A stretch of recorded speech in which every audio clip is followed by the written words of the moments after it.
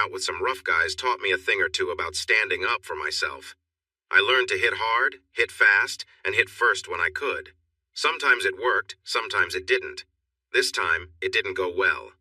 The guy I faced had skills I didn't understand. He moved around lightly, kicking and punching with ease. I later found out he was a second-degree black belt. He seemed fine until he got angry or started drinking. That night, he was both. He was rude to his girlfriend and everyone else around. I couldn't stay quiet when he slapped her. I called him out and dared him to go up against a man. I learned my lesson. I tried my best and even landed a few hits, but in the end, he really hurt me. It took 3 bouncers to pull him off, and they had to use sticks to get him away. He even ended up injuring one of the bouncers. When the judge learned he was a black belt and threw the first punch, he gave him a harsh sentence. He had to spend 6 months in jail and go to anger management therapy afterward. The judge warned him that if he got into any more trouble, he'd face the maximum penalty. Even though the bouncer was the one who got hurt and the club pressed charges, he blamed everything on me. He found a way to let me know that when he got out, he planned to come after me. I knew that 6 months of training wouldn't be enough for a black belt, but it might help me not get hurt again. That and the small gun I carried for protection. Our sensei was a 10th degree black belt, so I trusted he knew what he was doing. He was a tall, strong man in his early 40s. Our class had people of all ages, from 16 to 62, and in different levels of fitness. I was 22. I stretched and worked hard, and my muscles were sore for a long time. I avoided more trouble when the guy I fought lashed out at 5 prisoners and a guard. This got him another 3 years in jail. In a moment of self-discovery, I realized I loved training. I earned my green belt in 6 months by going to class 4 times a week. We learned from assistants while the master taught us lessons and showed us techniques. He had one guiding principle he repeated often. Fight with your mind. Think, plan, don't just react. Be flexible if you need to adapt. We partnered up to practice moves. For some reason, a woman who was just over 5 feet tall and weighed less than 100 pounds always chose me to practice with. I once asked her why she picked me every time. Because you're basically the same size as my husband, except you don't have a beer belly. When I get good enough, I'm going to stand up to him. It seemed he had a history of being harsh, and she told him she was going to an exercise class instead of karate. She finally felt brave enough to face him. On that Saturday night, after he had a few beers, he tried to hit her. She defended herself so well that he ran to the bathroom to hide. It was an old mobile home, and she took the phone, stepped into the hallway, and called all their friends and family. She told them that he had locked himself in the bathroom to avoid her. He was shouting threats about what he would do when she went to sleep. Her last call was to emergency services, and she held the phone up so they could hear his angry words more clearly. The deputies arrived and gave him a place to stay for 2 days, taking away all the weapons in the house. He never got his hunting rifle and shotguns back. She used that time to clear out the house and their bank accounts, moving back in with her mother. She never returned to class. There was a young girl at class, tall and athletic. She seemed to like me, but I was 22 and white, and she had just turned 17. I didn't want to get involved with someone younger, no matter her background. Still, she sometimes flirted, and I would play along a little. We practiced how to escape if someone grabbed our neck, shirt, or collar. The instructor gave us a talk before we started.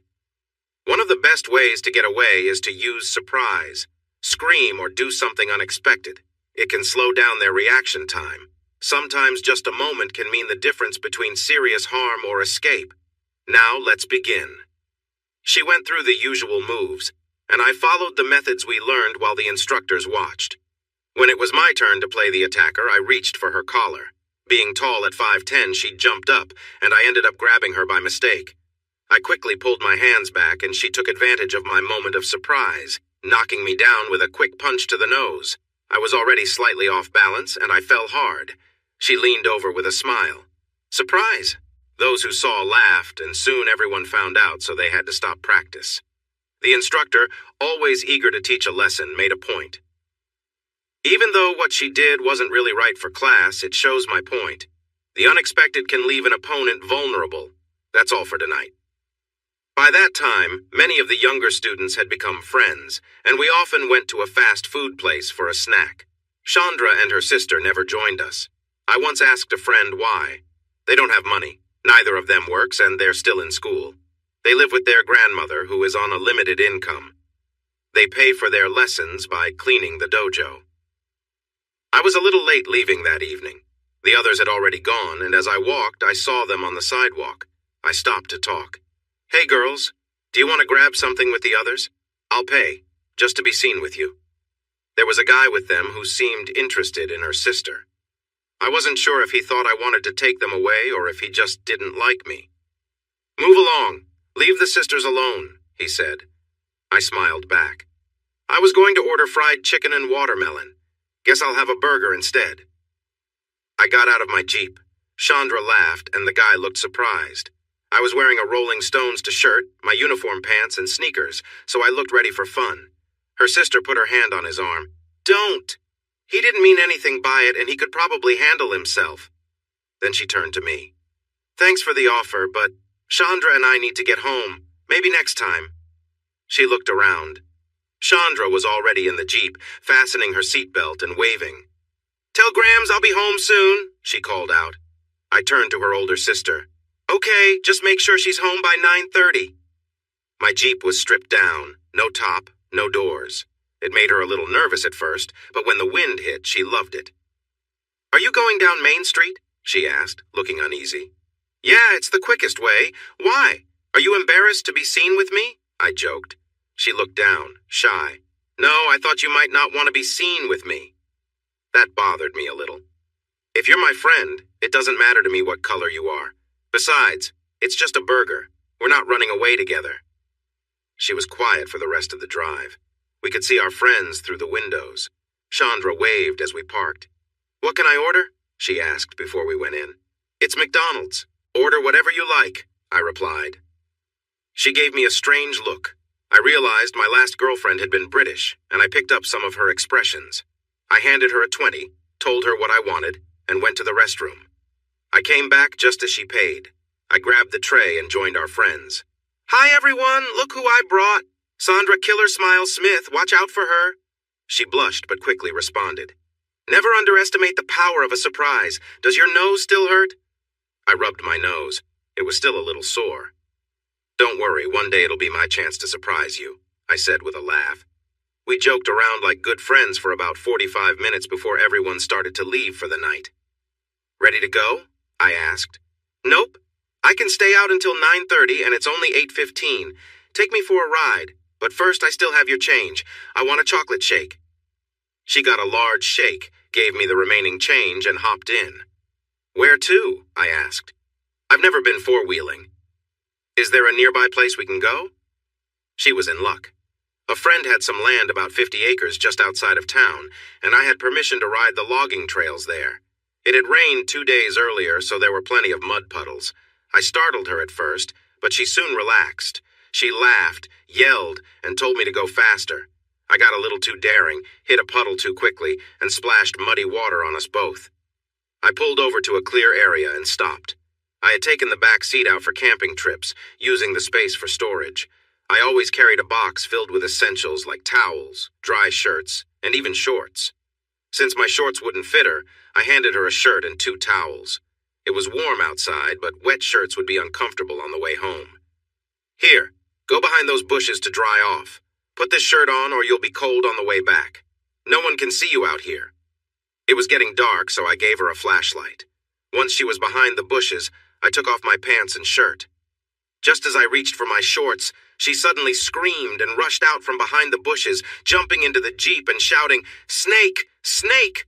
She stopped screaming and stared at me. I quickly slipped on my shorts and handed her the shirt. I waited for her to get dressed before I went to collect our clothes from behind the bushes. She put on her pants while I turned away. Any snake that might have been nearby surely left after all the commotion. I climbed back into the Jeep and we sat in silence for a moment. I looked at her seriously. "We can't talk about this." She burst into laughter, still giggling when we hit the highway. Just before we merged onto the road, she grabbed my face and gave me a quick kiss that felt bold. She let go and laughed. "I always wanted to kiss someone like you. By the way, nice build, especially for a guy like you."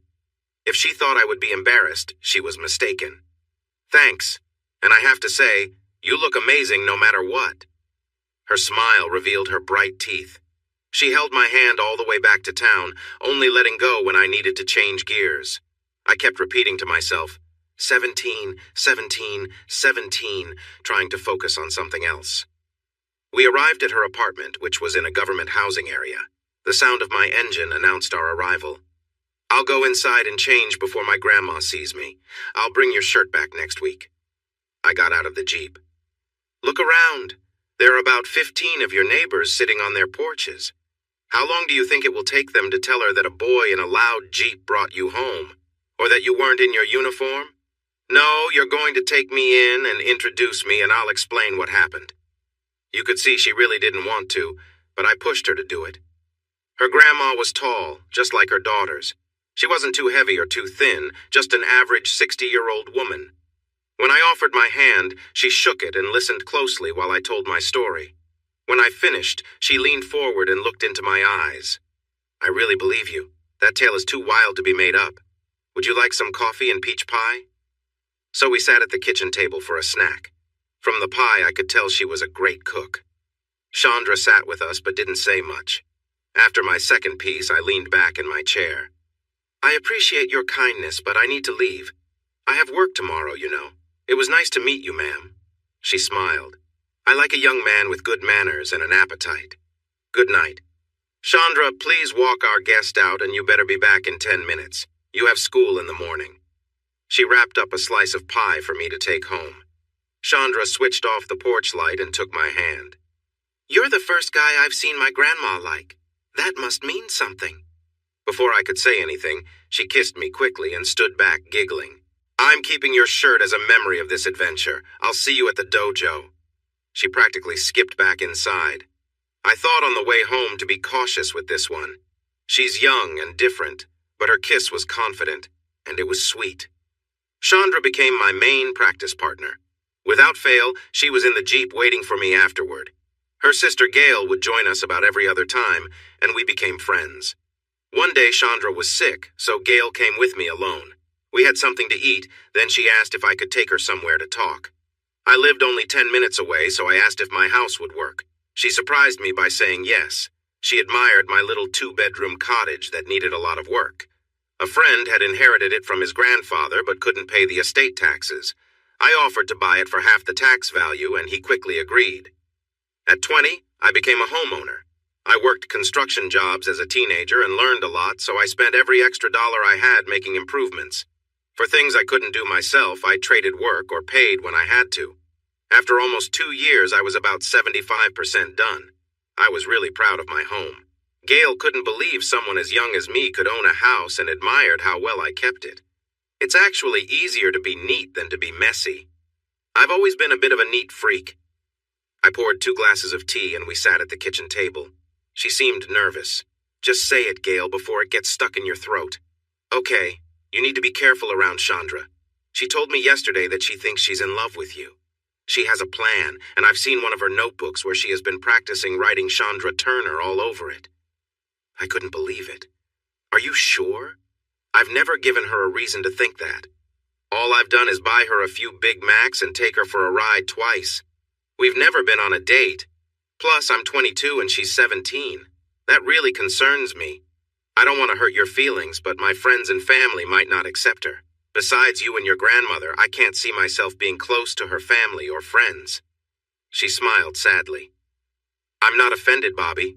It is what it is, and you've always been kind to us. Just be careful and try not to hurt her. She and we haven't had many good things happen in our lives. And about the age difference, you might not realize how much attention you get around here. She may be 17, but she's more mature than her age. You can take me home now. Thanks for the tea and for listening. To my surprise, she gave me a big hug and a peck on the cheek and stepped back grinning. Wow, Bobby, maybe I should have tried to set you up. I'm not a child. I could show you things that would surprise you. But if you're not taking me to your place, let's get going to your Jeep. She kept her tone light, but her eyes looked serious, so we hurried out the door with her laughter behind us. I disappointed Chandra a few times by not going out with friends. It all came to a head when I found her waiting in my Jeep, looking determined. I'm not getting out, Bobby. Wherever you're going, I'm going too, even if it's just home. I was kind of glad. I wanted her company. I just nodded and we joined the group for a meal. They welcomed her back, joking about how happy they were we had resolved our issues. She just smiled and I found myself blushing a few times. She hurried us out. I thought she needed to get home, but as I started to pull away, she said, "Turn left." To get to her apartment, I usually turned right. I had the top and doors on my Jeep because it was supposed to rain. She wanted to go off-road, so I took her on the logging trails. We reached the highest point of the property and I had to turn around. She asked if we could take a moment to sit, so I turned off the engine. We sat quietly as the sun began to set. She took my hand. "What are we doing here, Bobby?" The question caught me off guard. "I don't know. You wanted to go four-wheeling." "Stop! That's not what I meant, and you know it. I like you. You like me, I think, but you won't do anything about it. It's because I'm black, isn't it?" I thought about it for a moment, but decided to be honest. Yes and no. This isn't a big city with broad views. This is a small town with its share of people who aren't very accepting, but that's not the only reason. I'm 22, you're 17. I've been out in the real world for a while, and you're still in high school. Plus, you're not of age, so if we got closer, I could really get into trouble if things went wrong. I do find you attractive, but I don't see a future for us. I thought that would end the conversation, but she was smiling. You find me attractive? I can work with that. The rest can wait. So no romance for 8 more months. To be fair, I've known guys who weren't so great, so I know what I'm missing. But you're worth the wait to me. It's not illegal to kiss, is it? Just no romance. I should have stopped her. Looking back, that might have avoided a lot of trouble. But we were both young, and I guess the difference between us added to the thrill. One thing I learned, when you're caught up in the moment, it doesn't matter who you are with. It all feels the same. So we sat in the Jeep in the woods trying to kiss each other. After a bit, she moved closer to me. While enjoying the moment, I suddenly felt a warning in my mind. She's too young, echoed in my head. I pulled away, gasping as if I had just run a long race. She leaned back and laughed. You could give in, you know. I won't tell anyone. No one will ever find out. I might have been young, but I wasn't foolish. She was a teenager, and a secret this big wouldn't last. She would tell her friends who would tell more friends, and soon everyone would know. Not gonna happen. Buckle up. I'm taking you home. She laughed again, teasing me as she left the car. All right, but you might break a record for waiting too long. For the next couple of months, I still took her and Gail out with our friends. She always wanted to sit away from everyone else, but I insisted we stay with the group, avoiding any moments alone with her. Then one day, she caught me off guard. I was home watching a game show when she appeared at my door. How did you get here? I asked, as she walked right in. Got Joe, one of our karate buddies, to drop me off. Did you get anything to drink? Without waiting for a reply, she headed to the kitchen, grabbed a soda and some chips, and plopped down on the couch. What are we watching? I should have taken her home right then. I should have sat in my chair. I should have put a stop to it then. But I let her stay. I sat next to her on the couch and we talked. She made an effort to keep the conversation light. For someone her age, she seemed to know a lot about charm. The only time she let her guard down was when I showed her around my house. She looked at my bedroom and frowned. You need a bigger bed. She didn't push it, but she made her point. Just say the word, and it could change. The way she moved and acted was clear. Before I took her home, we got caught up in a moment. I hardly noticed until she had removed her top layer of clothes and was pressing against me while I held her close. I glanced down and saw the contrast of our skin, and it stirred something in me. Chandra had a beautiful warm tone, smooth skin. I felt her hand moving closer, and suddenly I was jolted back to reality. Chandra, stop! She just smiled, not even bothering to fix her shirt. What's wrong? Don't you like this? You know I do, but this isn't right. Please put your shirt back on. I'm taking you home. Her expression was wise beyond her years. We're having some trouble with the water heater. Mind if I take a quick shower first? She stood up and stretched before removing her shirt. She bent down to take off her jeans, and I turned away, feeling overwhelmed. I could hear her singing in the shower when I finally regained my composure. Feeling unsure, I left the house. I went to the store and bought some drinks, but I hardly touched them. By the time I returned, she was already dressed and had her hair in a ponytail. She spotted the drinks and grinned. Ooh, are we having a party? I wasn't sure how to respond. I realized I needed to set some boundaries. No, after I take you home, I'm going to think about everything that happened. You shouldn't tease people like that. It's not safe. She looked playful. The only problem is that you can't take advantage of someone who is willing. That's what you have here. I'm confident, no matter what you think of my age. She was getting under my skin. No, what you are is a teenager acting as if there are no rules. You're lively and full of energy, but you're still young. You're trying to give away something that should be earned. If you don't appreciate it, no one else will either. You want to share without thinking about the consequences. That's a risky choice. She was taken aback, and soon tears began to fall, which only made me more frustrated. I gently took her chin to lift her face to mine. Do you understand what I'm saying? You want something but feel sad because you can't have it. If you want to be with me, you need to grow up and act like it. We haven't even gone out together, yet here you are wanting to move forward. Do you understand any of this? She hurried to the bathroom and shut the door. I waited on the couch and had a couple of drinks before she returned. Her tears had stopped. Please take me home now, she said flatly. To her surprise, instead of the Jeep, I opened my garage and pulled out my classic 1968 Mustang convertible, which I cherished. The look on her face when she saw it was unforgettable. I think you learned something today, I said as I opened the door for her. This is a ride a woman should enjoy. She was quiet nearly the entire drive to her apartment. Thank you. Believe it or not, I agree with some of what you said. Now, when and where are we going on our date? That's the first step to a grown-up relationship, right? She noticed my surprised expression and frowned. Oh, I see. You talk down to me, mess around a bit, but when it comes to being seen together, you won't do it. I understand. She had thrown down the gauntlet and I couldn't back down. Chandra, it's not respectful for a young woman to speak that way. If you act like that when we go out, then there's no date. You're free next Saturday, right? Her emotions changed quickly, showing anger, doubt, hope, and finally, happiness. I can't confirm until I check my schedule, but I think I'm free. I'll find out, but I'll make a note of it. Well, I hope you are free. If not, please let me know soon so I can ask someone else, and I can also speak to your grandmother first. That comment sparked her temper. Her hand moved quickly and the sound of the slap echoed in the small car. You jerk! Just so you know, starting now, there are no other girls in your life. I won't stand for it. I was taken aback. Again, not the best way for a young lady to behave, but I get it. Just know, what goes around comes around. I have family at your school. If I hear about any high school drama, it's over. Now, apologize. She sat with her arms crossed, looking stubborn until we reached her driveway. I'm sorry. I guess I need to grow up a bit more. Elle gave her hand a squeeze. Apology accepted. Now let's go talk to your Gram. Do we have to? Yes, we do. She's your guardian. You want to start off on the right foot, don't you?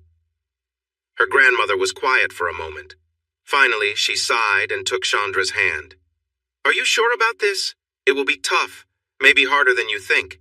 You may open yourselves up to a lot of trouble. And you, Bobby, are you sure too? She still has 4 months until she turns 18. I know you want this, but it could lead to many issues. Chandra looked into my eyes and made up her mind. Okay. If you both really want this, go ahead. Bobby, she needs to be home no later than midnight on weekends and 10 on school nights, unless she has work to do. I expect you to take care of her. Don't let me down. Agreed? Yes, ma'am. You can count on me. She patted my hand. I trust you. Now, Chandra, I need you to behave. I know you can be strong-willed. Give me your word. Chandra hugged her. I will. Thank you. I promise I'll behave. Well, there I was, stepping into unknown territory. I didn't know the right paths or where the challenges would be. One wrong move could lead to trouble. I thought I had seen all the surprises for the day until I went to bed. There, on my pillow, was a note. Just a little something to lift your spirits since I know I caused some stress. For 2 months, life was pretty good. I would see Chandra about once during the week, not counting karate lessons, and we usually spent our weekends together. I started helping her with her homework since she was struggling a bit in English and science, both of which I was good at. I worked with her until she tried to get me to do her work for her, so I stopped. I also made it clear that I wasn't looking to include anyone without a diploma in my plans for the future. She began to study harder. I made a choice that came back to cause me some trouble. When she did well on a test, I would do something nice for her or buy her a little gift. Since she was on a tight budget, she didn't often get new clothes. If she received an A on a test, I would get her a cute top. A higher average meant new jeans or sneakers. My niece wasn't a fan of our relationship, but she kept an eye on Chandra. She mentioned that Chandra was becoming a bit too proud about her new clothes and our relationship, claiming she could get me to buy anything she desired.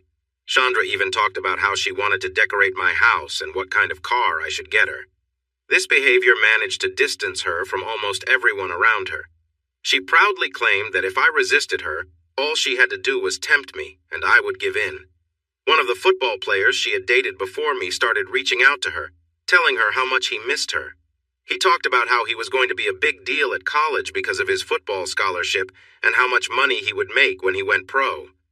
She began to listen, especially when money became a topic of conversation. It was Christmas break, schools were closed, and many factories were shut for the holidays. I had to work on Thursday and Friday as a supervisor for a repair team. It was important to me because it meant a possible promotion. Chandra was not pleased about it. "When are we going to have fun?" she asked. "Later. This is important for me. It could lead to more money. I will finish by 8, and we'll have time after." But then a problem arose, and I didn't get off work until 10. I called her, and she was upset. She told me to go home since it was so late. Still, I went over right away. I was surprised to find she wasn't home. "Sorry, Bobby, she went out with Gail to shop. They should be back soon according to her note," said her grandmother. As soon as those words were spoken, Gail walked in. "Where's Chandra?" she asked. "I have no idea. I haven't seen her since this morning. Why do you ask?" her grandmother answered. Gail looked at the note. "Oh no, I bet she went to a party." I felt my face get warm. "What party?"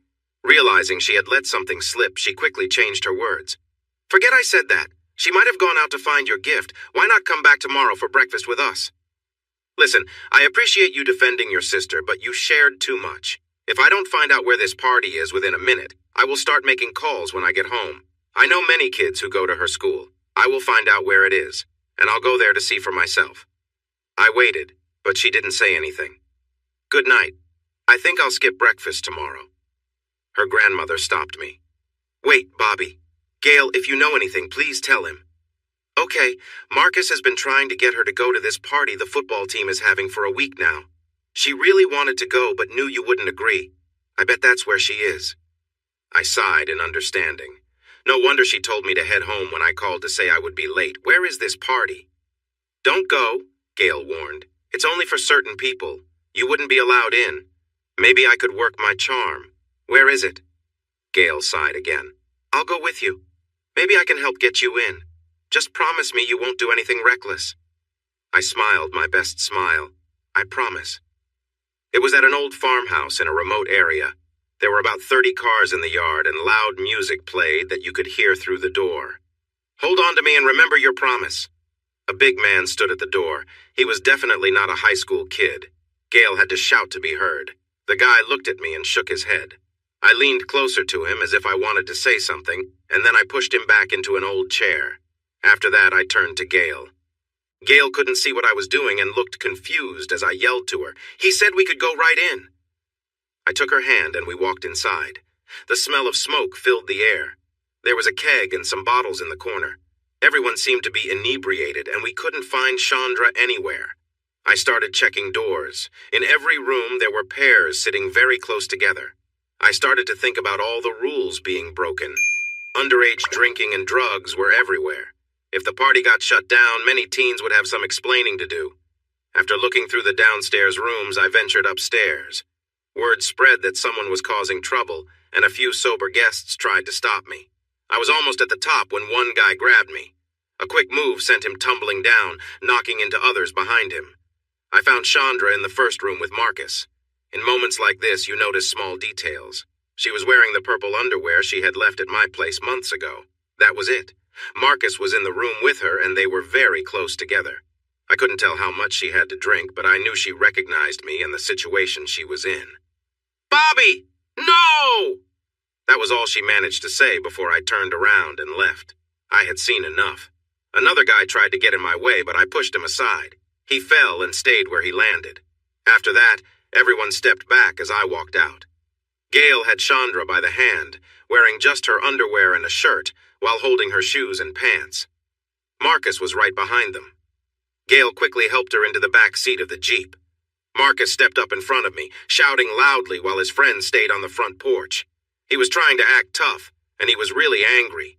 He shouted so everyone could hear. "I was going to fight you, but she's not worth it. Get off my lawn." He was drunk enough to think he was intimidating. How would you know what that feels like? Most girls just use you for practice. Everyone knows you get upset when they tease you. I'm pretty sure they used you for a candy design. Do you get any money from that? They were laughing, and he got furious. It turned into a quick, chaotic scene, and soon he was on the ground, taking deep breaths. "Better get up. You're in my way, and I need to hurry. I have to bring Gail and her friend back before her grandmother starts to worry, so please move aside quickly." The weather had been unpredictable, with rain and light snow for days. I wasn't driving with the best grip, but my tires splashed a few cars on the way out. The last time I saw Marcus, he had to jump into a muddy ditch to avoid being hit. Gail was trying to speak, and Chandra was crying and screaming. It was giving me a headache. "No more talking until we get home. I mean it. Be quiet." Everything quieted down to small sniffles until I pulled into the driveway. I got out and opened the door. "Everyone out and into the house right now. Go." Chandra started to say something. "Not a word. Go inside and tell your grandmother how proud she can be of your behavior tonight. Here." I reached into the back and grabbed some wrapped gifts. "These are for Gail and your grandmother. A couple might be for you. Consider them farewell gifts." I placed them on her porch, and she followed me, looking lost. She had managed to put on her pants, but was still holding her shoes. "Come on inside before you catch a cold. We're done here. Don't call. I won't answer. Don't show up at my place. I won't let you in, and you'll have to walk home. Goodbye."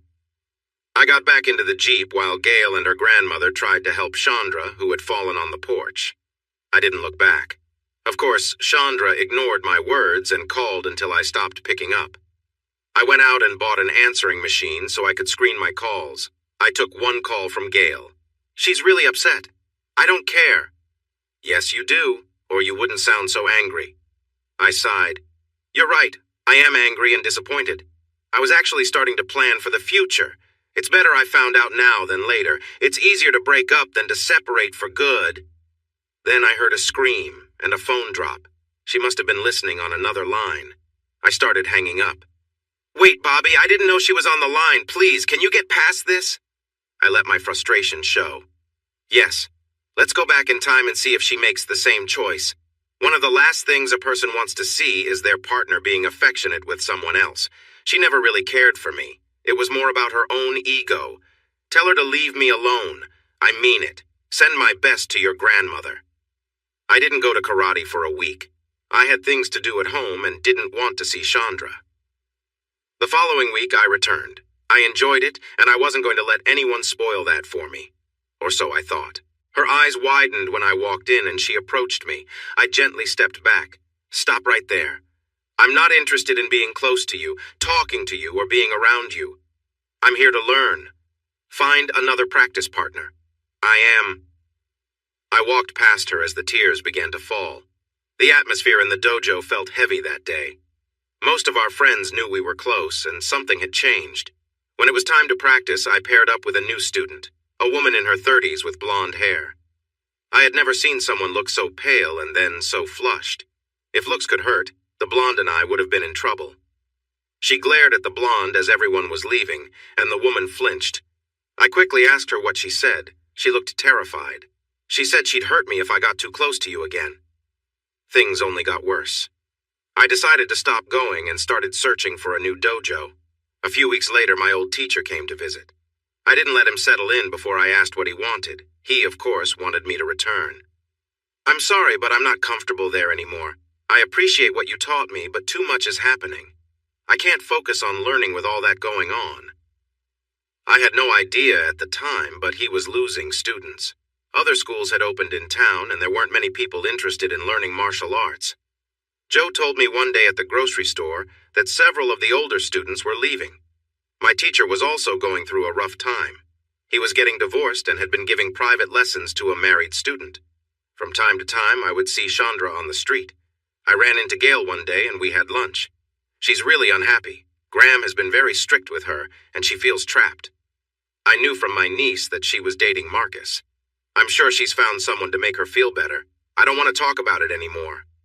I couldn't help but feel a little pleased. I saw Chandra and Marcus walking down the sidewalk, and when she spotted me in my car, she clung to him, whispering. Marcus looked up, puffed out his chest, and smiled, but his grin faded when my date walked out of the store. She was a tall blonde, attracting a lot of attention. I got out, opened her door, and gave her a quick kiss. I made sure they could hear us. Come on, sweetie. I want to spend some time with you before we sleep. She laughed and replied, You know, every time we try to cuddle, we end up getting carried away. We have all night. No need to rush. If you want more tomorrow, there's always the morning. I couldn't hide my big smile. I acted like I had just noticed them. Hello, Chandra, I said cheerfully. Lovely day, isn't it? I'd love to chat, but I can't keep my girlfriend waiting. See you. It made me feel good to see her upset while Marcus looked angry. My blonde date was just a short-term thing. Sure, she was fun to be with, but honestly, we didn't connect intellectually. At 22, you might enjoy being close to someone, but you can't spend all your time that way. If you're not able to talk, it can feel uncomfortable. She met a biker at a bar who wasn't interested in chatting either. They seemed perfect for each other. I didn't like that she was gone, but I was relieved she had left. I had been learning Japanese karate, which focused mainly on strikes. The new dojo I joined was based on Chinese kung fu, which emphasized grappling. It took some getting used to. I held a brown belt in my previous style, but now wore a plain white one. The teacher introduced me to the class and mentioned where I had trained before.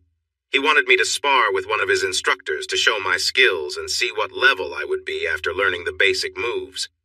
The instructor he chose was quite rude, mocking me before we began. It was all part of a mind game to throw me off. Instead of responding to him, I smiled, which seemed to unnerve him. We moved around for a minute until he struck first, trying to push me back and then take me down. I saw it coming, stepped aside, and tapped him on the cheek to score points. The class laughed, which embarrassed him, and from that moment on, he came at me full force. He hit me in a way that knocked me off balance, but I quickly regained my footing. When he charged at me, I redirected him, sending him crashing into the wall. He got angrier and attacked me even more. I had a split lip and one eye was almost closed, but I could see he had taken some hits too. I waited for my chance. He tried to take me down several times, so I acted like I was opening myself up, and when he grabbed me, I caught his arms against my chest, holding him still. I hit him with quick punches that surprised him. After that, I turned and pulled him forward, giving a hard elbow to the back of his head, and he fell down. I stood there, breathing heavily, while everyone in the class watched in shock. The teacher looked unhappy. I bowed to him and said I was sorry. He stopped me and said I did what I needed to do. He said it wasn't meant to be a real fight and that I had shown my skills. He looked at his assistant, who was just coming to. Leave this dojo for 3 weeks and I expect you to apologize to him when you return. Turner and your classmates, is that clear? He nodded, standing shakily. The look he gave me was full of anger. I promised myself I would never turn my back on him. I got comfortable and enjoyed the class. About 6 weeks later, the teacher asked me to spar with him. It was an honor I couldn't turn down. Even though I gave it my all, it was clear he could defeat me any time. But at the end of the match, I surprised him with a move I learned before. Before he knew it, I had him on the ground, trying to make him tap out. He barely escaped. The class was stunned. He asked me to stay for a few minutes after class. I thought he would scold me, but I was wrong. Good match. Have you ever considered joining tournaments? With your speed, you could do really well. I looked at his trophy case. There weren't many trophies because he was new to the area and had only participated in a couple of tournaments. The more trophies a sensei had, the more popular they were. Everyone likes a winner. I hadn't really thought about it. I started martial arts for self-defense and I really enjoyed it. Do you really think I could do well? So just like that, I got into the competitive side of martial arts. I was really nervous at my first tournament, and it showed. It was point fighting, so there were no heavy hits. The goal was to score points by getting past my opponent's defenses and making contact like I would in a real fight. Strikes below the belt or other sensitive areas were not allowed. I had to adjust to these rules. I made it to the quarterfinals before I was eliminated. My sensei was happy with how I performed and gave me extra training. I gained weight and reached 180, the heaviest I had ever been. In my next tournament, I made it to the semifinals and received a small trophy. The next time, I won, and I did well in about 5 out of 6 tournaments over the next year. I was surprised to see Chandra at these events. The sensei encouraged her to compete to bring in more students. I had to admit she was skilled and won most of her matches. The women usually competed first. She reached the finals facing a larger and skilled opponent. She was holding her ground until she noticed me in the audience. This distracted her, and her opponent was able to win. Her sensei was very upset, scolding her in front of everyone until one of the officials intervened. Chandra was in tears. I felt sorry for her and wanted to comfort her, but my match was next. I had the advantage because I saw her first. So when I noticed her in the stands, I focused on the fight. I made it to the final match, with her cheers echoing in my ears. Sadly, it was one of the rare matches I lost. Still, we both received a small trophy to add to our collections. She was waiting for me when I came out of the dressing room. "Hi, Bobby. Good match. I see your skills are improving." She looked surprised when I smiled. "Thanks, Chandra. I'm sorry you didn't win your match. I noticed you finally got your black belt. Congratulations." She let out a sigh. "Thanks. I worked hard for it. Have you received yours yet?" I had a blue belt, which in my school was similar to a first-degree black belt in hers, but I kept that to myself. "I'm working on it." I checked my watch. "Sorry, Chandra. I have to go. It was nice to see you." I didn't really have somewhere to be. I just didn't want to admit that being around her brought back old feelings. I still missed her. She looked even more down. "I understand, Bobby. It was nice seeing you. I guess I'll see you at the next tournament." She turned to leave, but then looked back. "Bobby, I just want to say I'm sorry. I realize I acted immaturely. I regret what I did and what I lost. I just wanted you to know." Before I could respond, she hurried down the hall. I thought about her often over the next few weeks and saw her at almost every tournament. She was getting better and more confident. I had earned my black belt. I didn't wear them much. I was more interested in the skills they represented. The guy I had beaten in the dojo still bothered me when the teacher wasn't around, making the other students uneasy. They reminded him that his first attempt hadn't gone well. I wasn't sure if he was in a bad mood or just being rude, but he made a derogatory comment about Chandra. "Still seeing that girl? How is it? I hear they start young. What's the matter? Can't get a date with someone else?" He didn't get the reaction he wanted. "I wouldn't know about that. That's your area. And it's great, by the way. You know what they say? Once you go black, you never go back. I hope you can at least do better in relationships than you can in fights." I clapped my hand to my elbow, recalling what happened last time. Around half the class was black, and they were watching us in disbelief. "He's right, Greg. You've been inappropriate with me during practice. It was boring. You've made it clear you'd like to be with me but wouldn't want to be seen in public with me. Honestly, I'm glad, as being seen with you would hurt my reputation." The speaker was an attractive black woman in her 30s. It seemed Greg had tried to impress her at some point. He lost all color and charged at me, stopping just short. He stepped on my foot, and I realized I might be in trouble. If he pushed me back and didn't step off, I could end up hurt. He knew I would need to take him with me to avoid trouble, and he was ready to stop me. Instead of grabbing him, I leaned closer and gave him a strong headbutt. I think I felt something break. This caught him off guard, and I seized the moment to throw him over my head as I lowered myself to the ground. Before he could get back up, I was on top of him, ready to give him a serious lesson. It took all 3 helpers to keep me from moving. My teacher stepped in front of me. "Calm down," he said softly. I instantly stopped fighting. Some of the older students were holding Greg down. He looked at Greg and said, "You're bringing shame to your classmates and your dojo. Didn't you learn anything during your time away?" Before Greg could respond, a woman who had spoken earlier bowed to the teacher. "I respect you, but I can't stay in a dojo that has him as a representative. Good night." By the end, half of the class from all backgrounds walked out. He looked at Greg. "I could let you fight, and Bobby would likely win. He might even really hurt you. But it's better that I ban you. It's for your own good, and for the dojo. You have talent, but you need to manage your anger. I hope you find someone who can teach you what you need to learn. Now go." He turned to me with a sad expression. "And you, Bobby, I expected better from you." For the first time, I felt embarrassed about how I handled the situation. Then he smiled. "Your consequence will be to take his place as an assistant here. You're ready for it, and I suddenly need the help." So, I started spending 3 nights a week and 2 Saturdays a month at the dojo on top of my day job. I seem to have a knack for teaching, so I led the kids' class 2 nights a week. Chandra and I kept running into each other at competitions. We stayed friends, but nothing more. Then one day, as I was leaving a tournament, I saw her next to my Jeep. "I missed my ride because I wanted to watch you fight. I don't have a way home. I promise I'll be quiet. Please, Bobby." She spoke quickly, like the words were spilling out. I knew I couldn't leave her, so I opened the door for her. We drove in silence for a little while before I stopped at McDonald's. She looked at me with wide eyes. "Are you hungry? I didn't have breakfast." Her smile brightened the moment. "What do you want?" I played along. "It's McDonald's. Order whatever you'd like. You know my choice." I handed her a 20 and went to the restroom. I stood next to her in line, catching a few curious looks. We ate mostly in silence. "Bobby, can we talk?" she asked. "About what?" "About how I messed up. You were right. I acted immaturely. I had a great chance and I let it slip away. I've said it before and I'll say it again. I'm sorry, and I really wish I could go back and change things."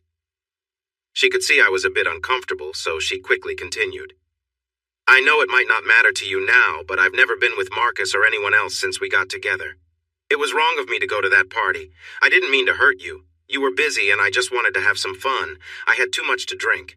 I'm really sorry." She would have said more, but I interrupted her. "Stop, Chandra. I understand. It's all in the past. Now before we go, do you want a shake? You still have my change. I'd like 1 too chocolate." She started to smile and kept smiling until we got home. 5 miles down the road, she took my hand and I didn't pull away. She encouraged me to say hi to her grandmother and Gail, so I did. Her grandmother looked at me. "Well, you're the last person I expected to see again. How are you, son?" I had always liked her, so I smiled back. "Pretty hungry. I haven't had a good slice of pie in months. Just a hint, Gram." "You must be the luckiest boy around. I just took a chocolate pie out of the oven. It's still warm. I'll make some coffee." Sandra seemed a bit jealous of Gail and her grandmother while we caught up. Gail had just 1 more quarter to complete her nursing diploma from the community college. "That's great! It's always helpful to have a nurse in the family." I think she blushed. She didn't get much praise. Graham gave me the rest of the pie to take home. Sandra walked me to the door. She wanted to say something but changed her mind. "I'll see you at the next tournament, Bobby." She kissed me on the cheek and quickly went back inside. She was waiting by my car the next 2 times we were at tournaments together.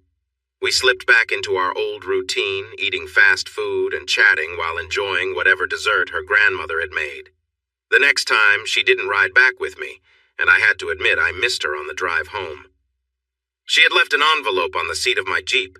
It was an invitation to her high school graduation in 2 weeks. I told my teacher not to plan anything for me that week.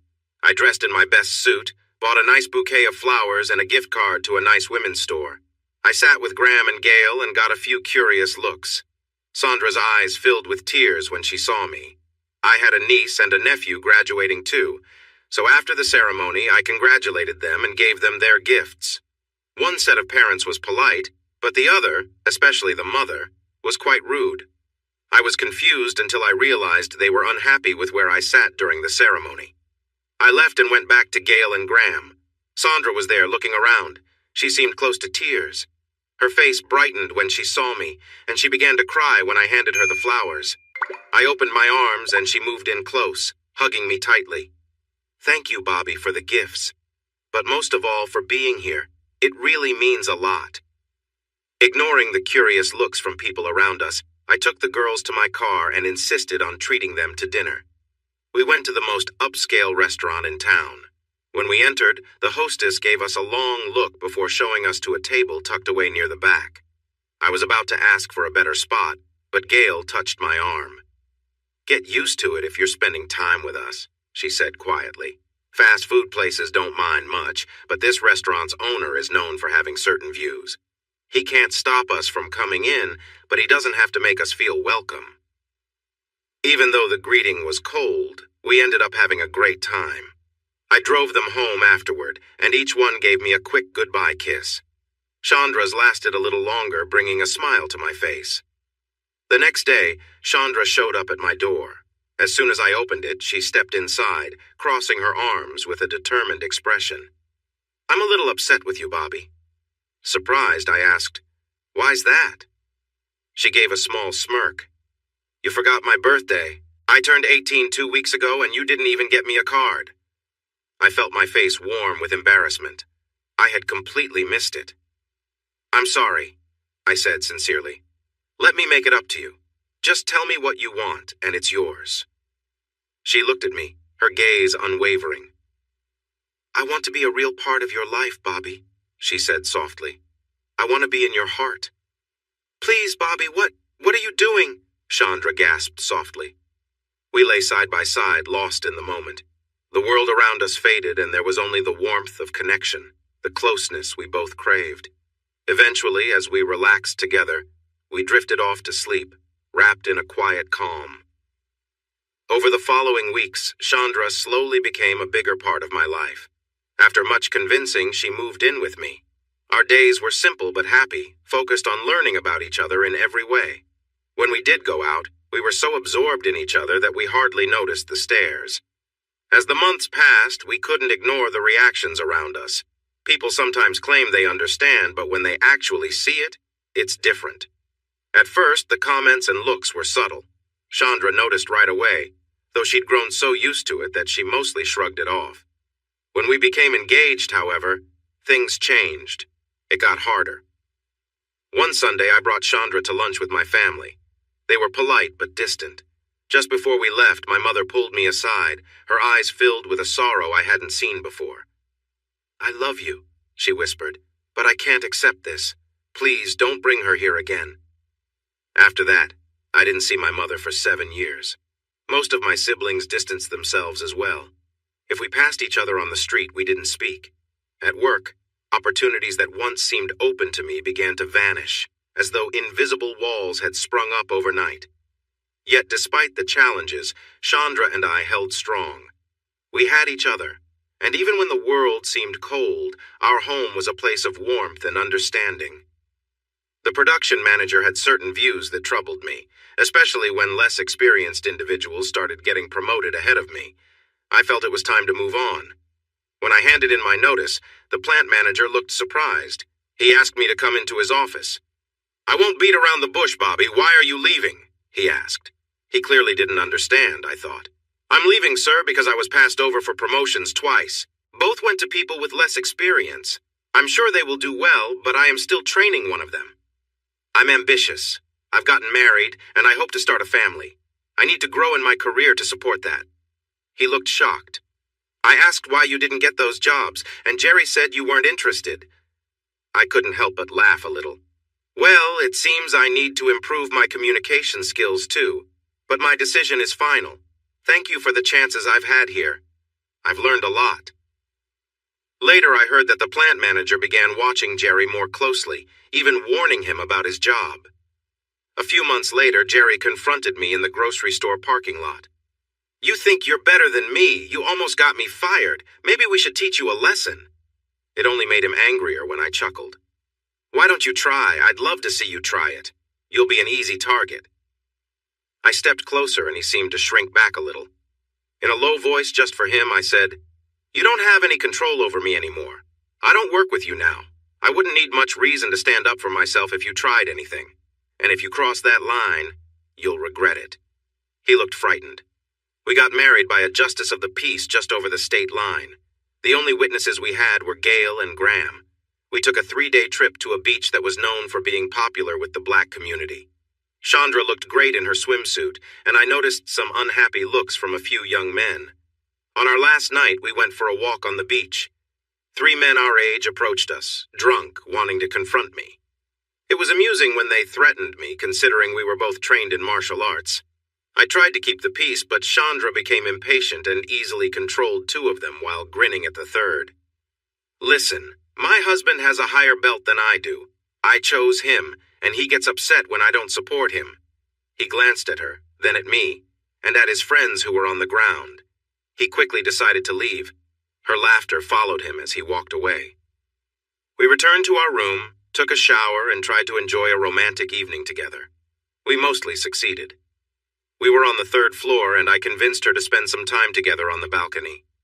It was a beautiful night with a full moon, and the sight of us enjoying the moment together is something I'll always remember. She laughed a little at the end, and a voice from below called out, "Wow! You go, girl! Have fun!"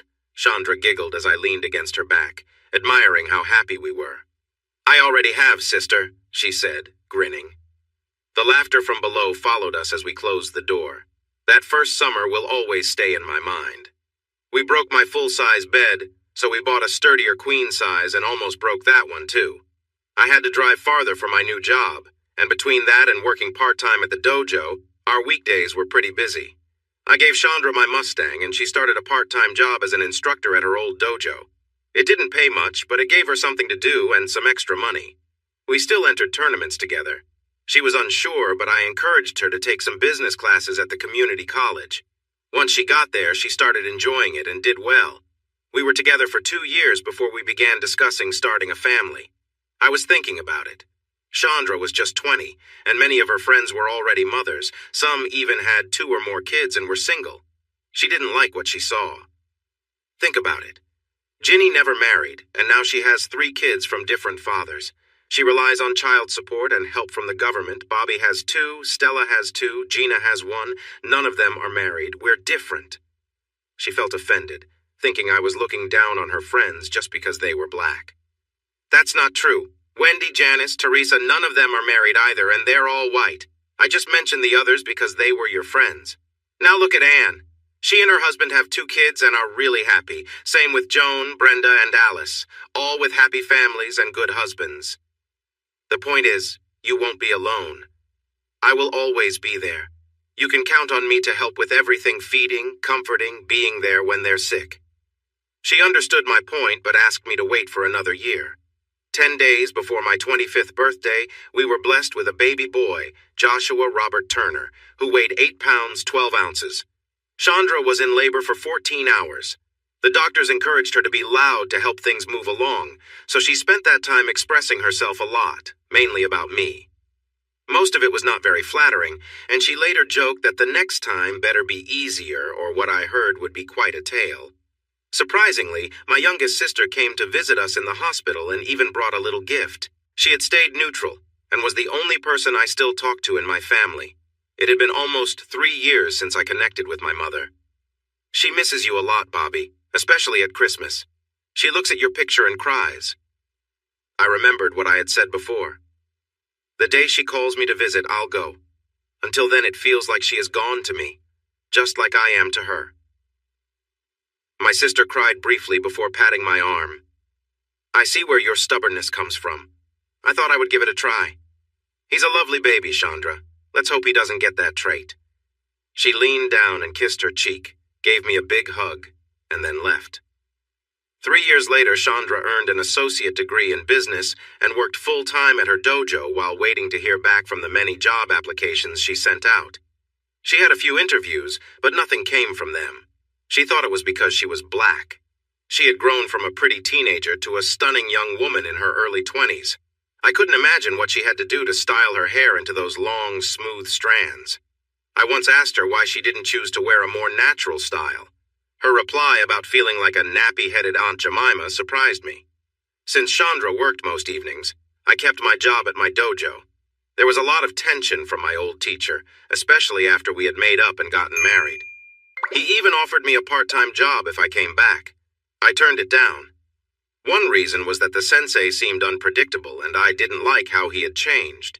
Chandra said he didn't have a good home life. He had remarried a Japanese woman he met while finishing up his 10th degree belt. They apparently were not getting along well. I preferred the new sensei and his style. I couldn't explain why, but I felt it was better. Chandra was very loyal, and she seemed to get upset if I said anything that she thought was a slight. so I stopped bringing him up. I thought we were doing well. We argued like any young couple balancing work and a child, but it was nothing serious, and we always made up. She was spending more time at her dojo, saying she was preparing her advanced students for upcoming tournaments. It felt tense during tournaments, especially if someone we trained was competing. I kept my comments quiet, offering advice, pointing out areas to improve, and helping them stay calm. Chandra used the style of her sensei, often yelling and correcting them in public. It didn't help that my students usually won 75% of the time, no matter who they faced. My teacher was happy.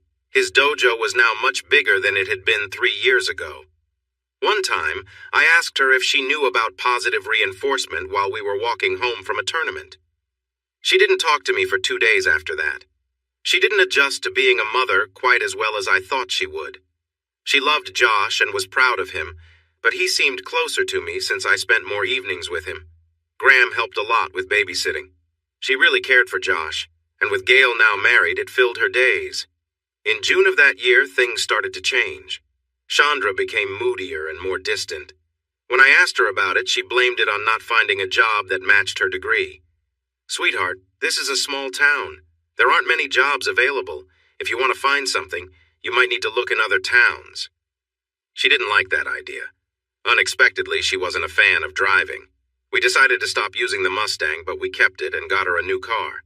It was a new Mustang, a sporty model. It was a manual, and she enjoyed shifting gears. I wished we had chosen a family car, but I let her get what made her happy. I traded in my old Jeep for a Cherokee. It still had four-wheel drive, but wasn't as suited for tough trails as my old one.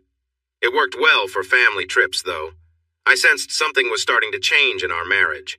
The passion we once had slowed down over the years, but we still found time to be close when we could. Then one day, she seemed distracted all the time, not really paying attention to Josh or me. Josh was a lovely boy, with skin like lightly creamed coffee. He was very smart, and I didn't just say that because I was his parent. By the time he was 4, he had learned to read simple words from Graham.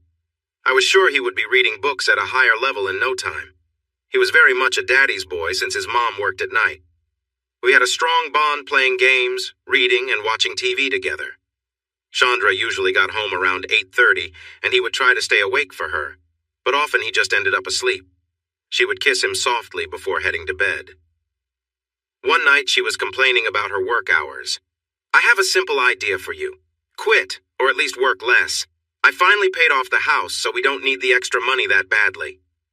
She didn't respond positively. "I bet you'd love that.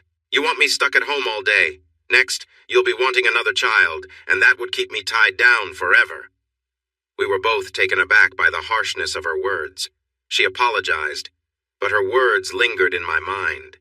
She began to stay later at the dojo, claiming it was to prepare for her next belt test. I had reached my limit locally and would need to travel to New York to train with a qualified master. I hoped to go one day. Then, things improved. She found a great job as a receptionist and assistant at a local office. She was overjoyed and treated herself to a new wardrobe. It lasted 6 months before she lost her job. There was a recession at that time, and the office closed down. They offered her a transfer, but the nearest position was 200 miles away. She was heartbroken. I was doing well at my new job.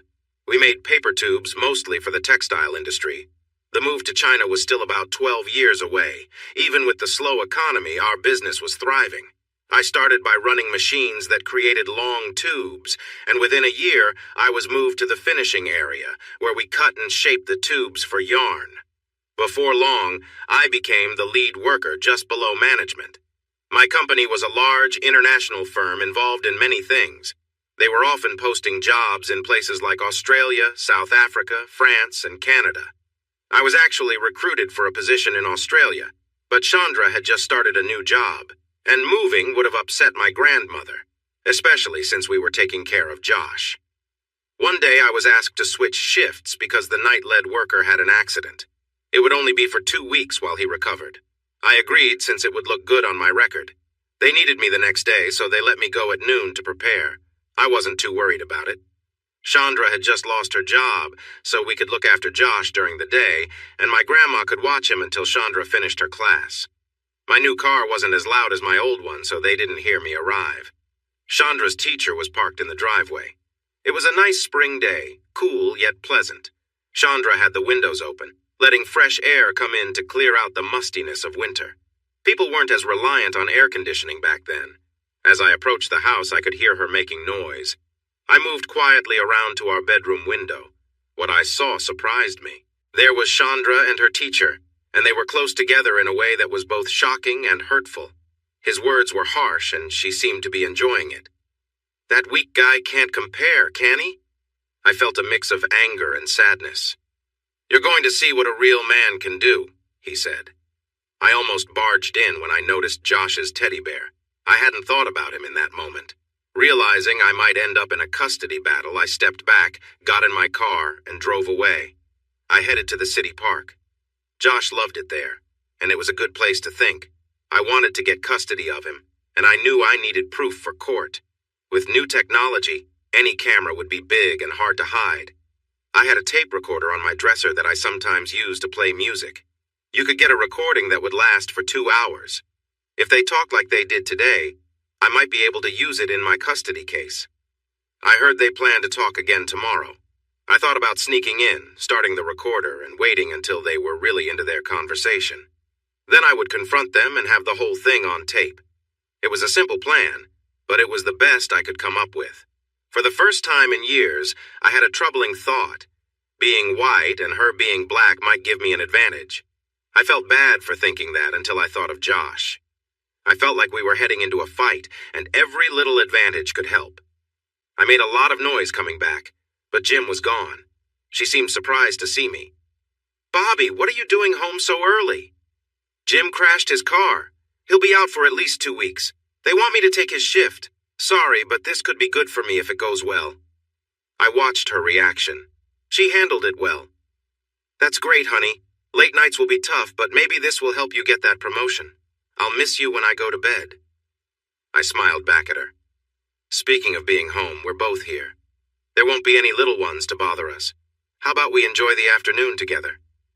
I saw a look of worry in her eyes. I knew Jim had just left, and I sensed something was off. "That sounds good. Let me take a quick shower first. I've been cleaning around the house all day." I playfully put my arms around her as she turned. "Hey, no worries about the shower. That will save time." She twisted out of my grasp. "Stop it, Bobby. I really need a shower." I wanted to see how far I could take it. "Okay, how about we shower together? We can make sure we're nice and clean." "No, just give me a minute." I observed her, noticing she wouldn't look at me directly. "What's going on? You seem tense. You want to shower before spending time together. It's like you're hiding something. Is there anything you want to share?" She turned pale before her cheeks filled with color. "You think I'm hiding something? That's ridiculous. If you think anything is happening now, you're dreaming." She hurried into the bathroom and locked the door. I decided to go get Josh. Graham noticed something was wrong. "You okay, Bobby? You don't look well." I gave her a tight hug, holding her close. Her eyes widened when I finally let go. We usually didn't touch much. "You know that Josh and I will always love you, right? No matter what happens." Tears filled her eyes. "What happened, Bobby? Can we fix it?" I let my own tears fall. "No, Graham, I don't think so." I picked up Josh and took him to McDonald's for a happy meal. I ignored the stares we got. One loud person tried to say something, but one look from me made them stop. I felt ready for anything, and people sensed it. I took deep breaths to calm myself. Once we got home, he excitedly showed his mom the toy from his meal, chatting happily like any joyful 4-year-old. I wondered how he'd feel in a few weeks.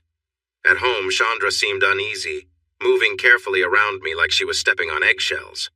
I mostly kept my distance, only responding when she spoke directly to me. She sat on the couch, looking unhappy, while I got Josh ready for bed. After he hugged her goodnight, I took him to his room and read him a story until he fell asleep. When I came back, she had changed into a soft, flowing gown, one she knew I liked. She gave me a hesitant smile. "Bobby, I'm sorry about earlier. I was just in a rough mood because I can't seem to find another job. Would you like to go to the bedroom with me so I can make it up to you?" She seemed taken aback when I quietly declined. It was probably the first time I had turned her down. "I don't feel up to it tonight," I said, meeting her eyes. I still feel like you're not being open with me. You're different than you were a year ago.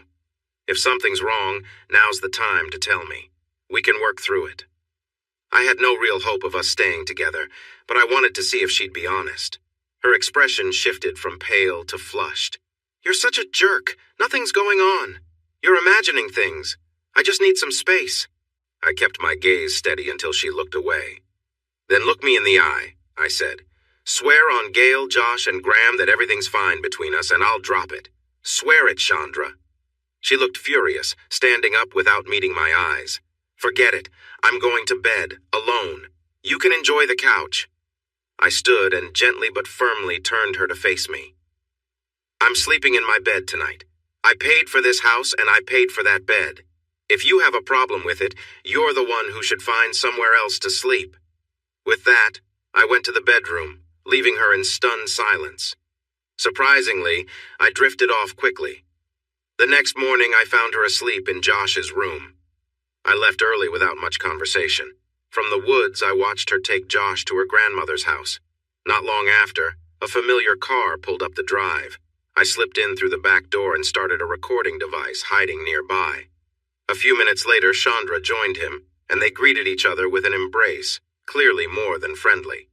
I took several clear photos from a distance, capturing everything.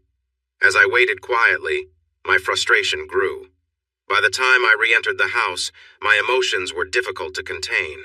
I slipped through the back door, moving silently until I reached the bedroom.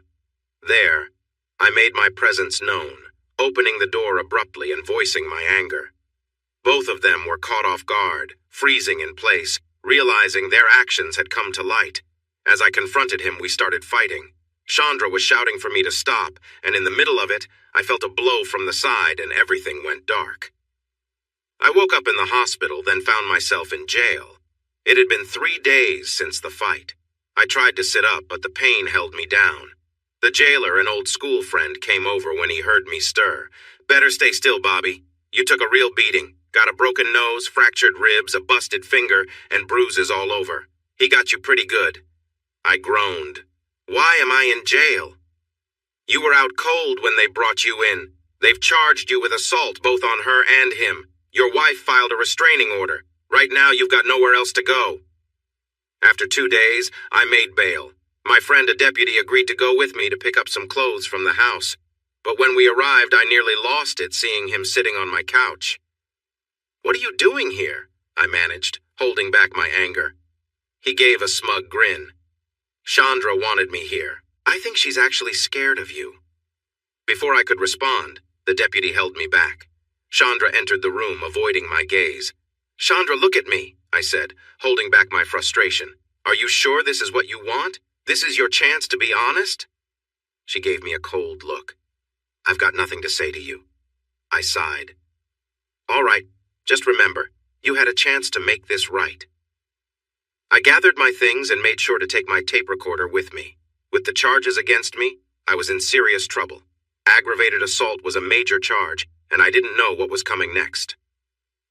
Back in my rented room, I played the recording I'd gotten earlier. At first, there was silence. Then I heard the bedroom door open. Chandra's voice came through. I don't know about this. Maybe we should stop for a while. Bobby knows something is up. He replied dismissively, brushing off her concern and making light of everything. Their conversation continued, making it clear what had been going on behind my back, with him gloating about how he'd tricked me. Hearing this was painful, but it gave me the clarity I needed. It wasn't easy, but now I understood the truth of the situation. There were about 5 more minutes of loud noises when the door swung open and I yelled out. After about 10 minutes of me trying to defend myself, everything became quiet. You could hear Chandra saying, "Oh no, oh no, oh no." Then she asked if he was okay. "No, I'm definitely not okay. Is my nose broken?" You could hear him wince as she tried to fix his nose. "Ow! That hurts. Thanks for helping me out." Chandra seemed to show some care.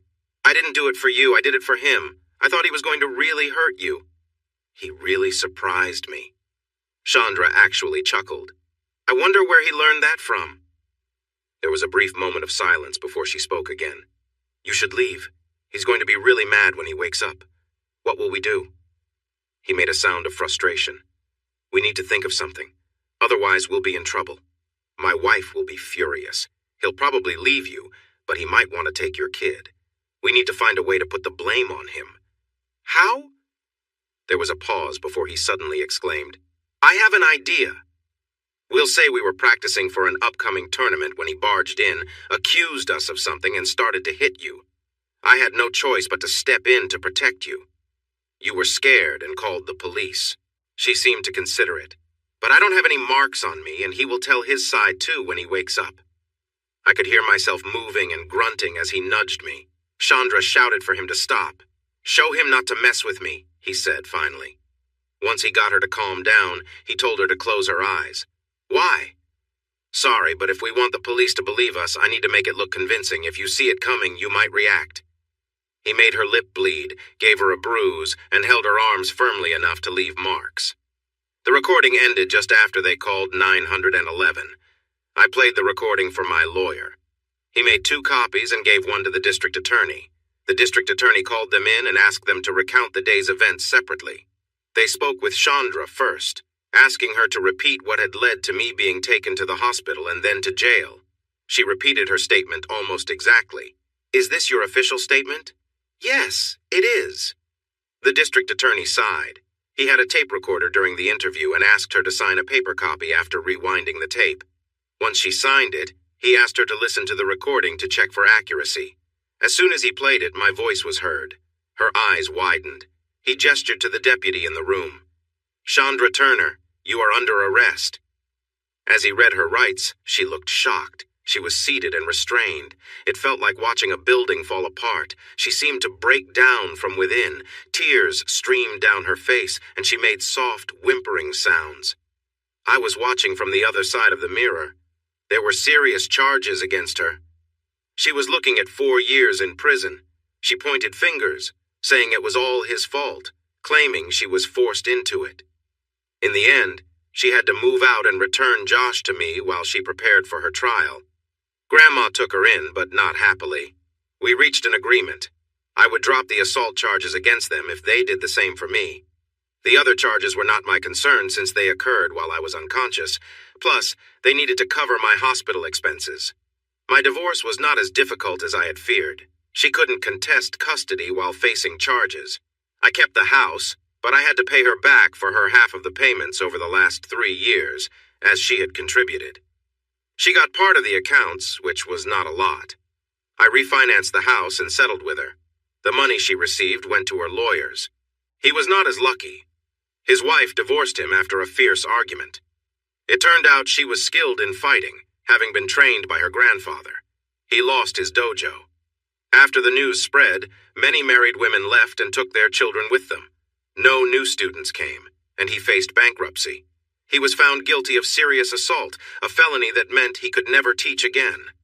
Under pressure from his statements about his relationship with her before she turned 18, he eventually confessed after Chandra provided a sworn statement that he had been involved with her since she was 14. This added further charges against him. He ended up serving 2.5 years and disappeared as soon as he was released. Chandra pleaded guilty to lesser charges and was placed on probation. I was granted full custody but allowed her to visit as often as she wanted. She saw him frequently since she lived with Grandma, who looked after Josh while I worked. She would have helped out for free, but I paid her because I knew she could use the extra money.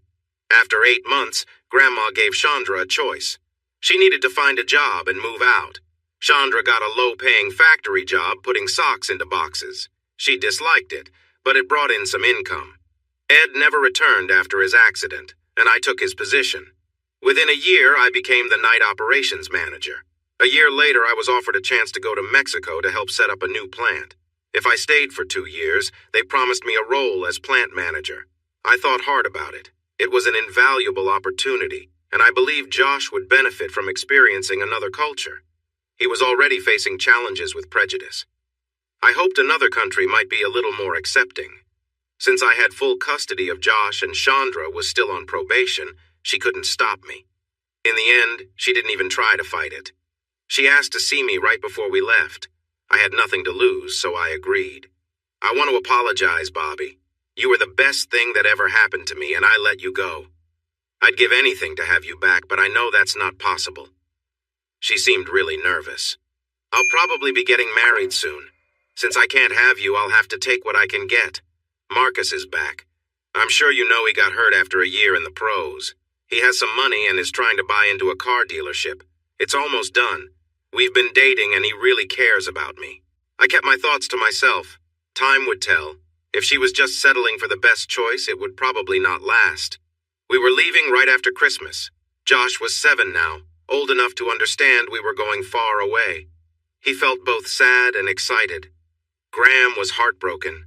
I tried to convince her to come with us, but she was scared to leave her friends. I made sure she got to spend as much time as possible with Josh. What surprised me most was how my mother reacted. When everything happened, I was unconscious for 36 hours. They had put me into a coma to check my head injuries. My sister was listed as my emergency contact after Chandra, and when they told her, she informed the family. I woke up to see my mom sitting beside me holding Josh. I thought I was dreaming. "Mom?" She didn't say anything at first as she gently placed Josh down. Then she hugged me tightly, crying. "I thought I lost you. Then I realized I had lost you years ago. I just needed to see you and make sure you would be okay. I want you to know I love you and I'm truly sorry for how I treated you all these years. I'll leave now." I didn't let go of her. "Please, Mom, stay. I love you too." The tears came stronger for a while. Once she calmed down, I asked her what she thought of Josh. "He's adorable, and so smart he must get that from you. He has his grandfather's chin." She stayed, holding my hand. My sister and Graham went to get coffee and ran into Gail. When they heard I was awake, they all came back with tears of joy. Josh and I shared a look of wonder. We mended our relationship and my family came around except for one older brother. He learned to be quiet at Sunday dinners pretty quickly, so he tolerated Josh and me. That was enough. He finally warmed up a bit when he gave Josh a slingshot he had made and taught him how to use it. After he hit all 8 cans in a row, he beamed with pride. "Thank you for teaching me, Uncle John."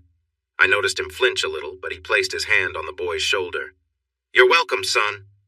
Mom smiled with joy. She got upset when I told her we were moving to Mexico. "No, I just got you back. Please, son, stay." I never really talked about how much Chandra had hurt me.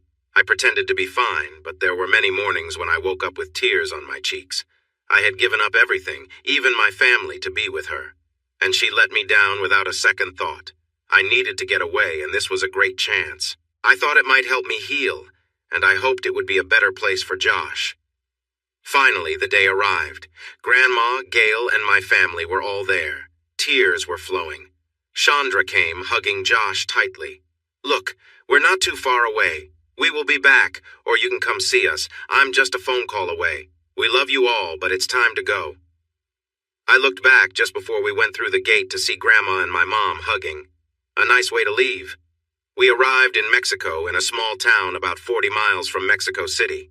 The change was immense. I knew I was in a new world when I asked where the quality control equipment was, and they took me to the back, where it was still in shipping crates, exposed to the weather. Some of it was damaged.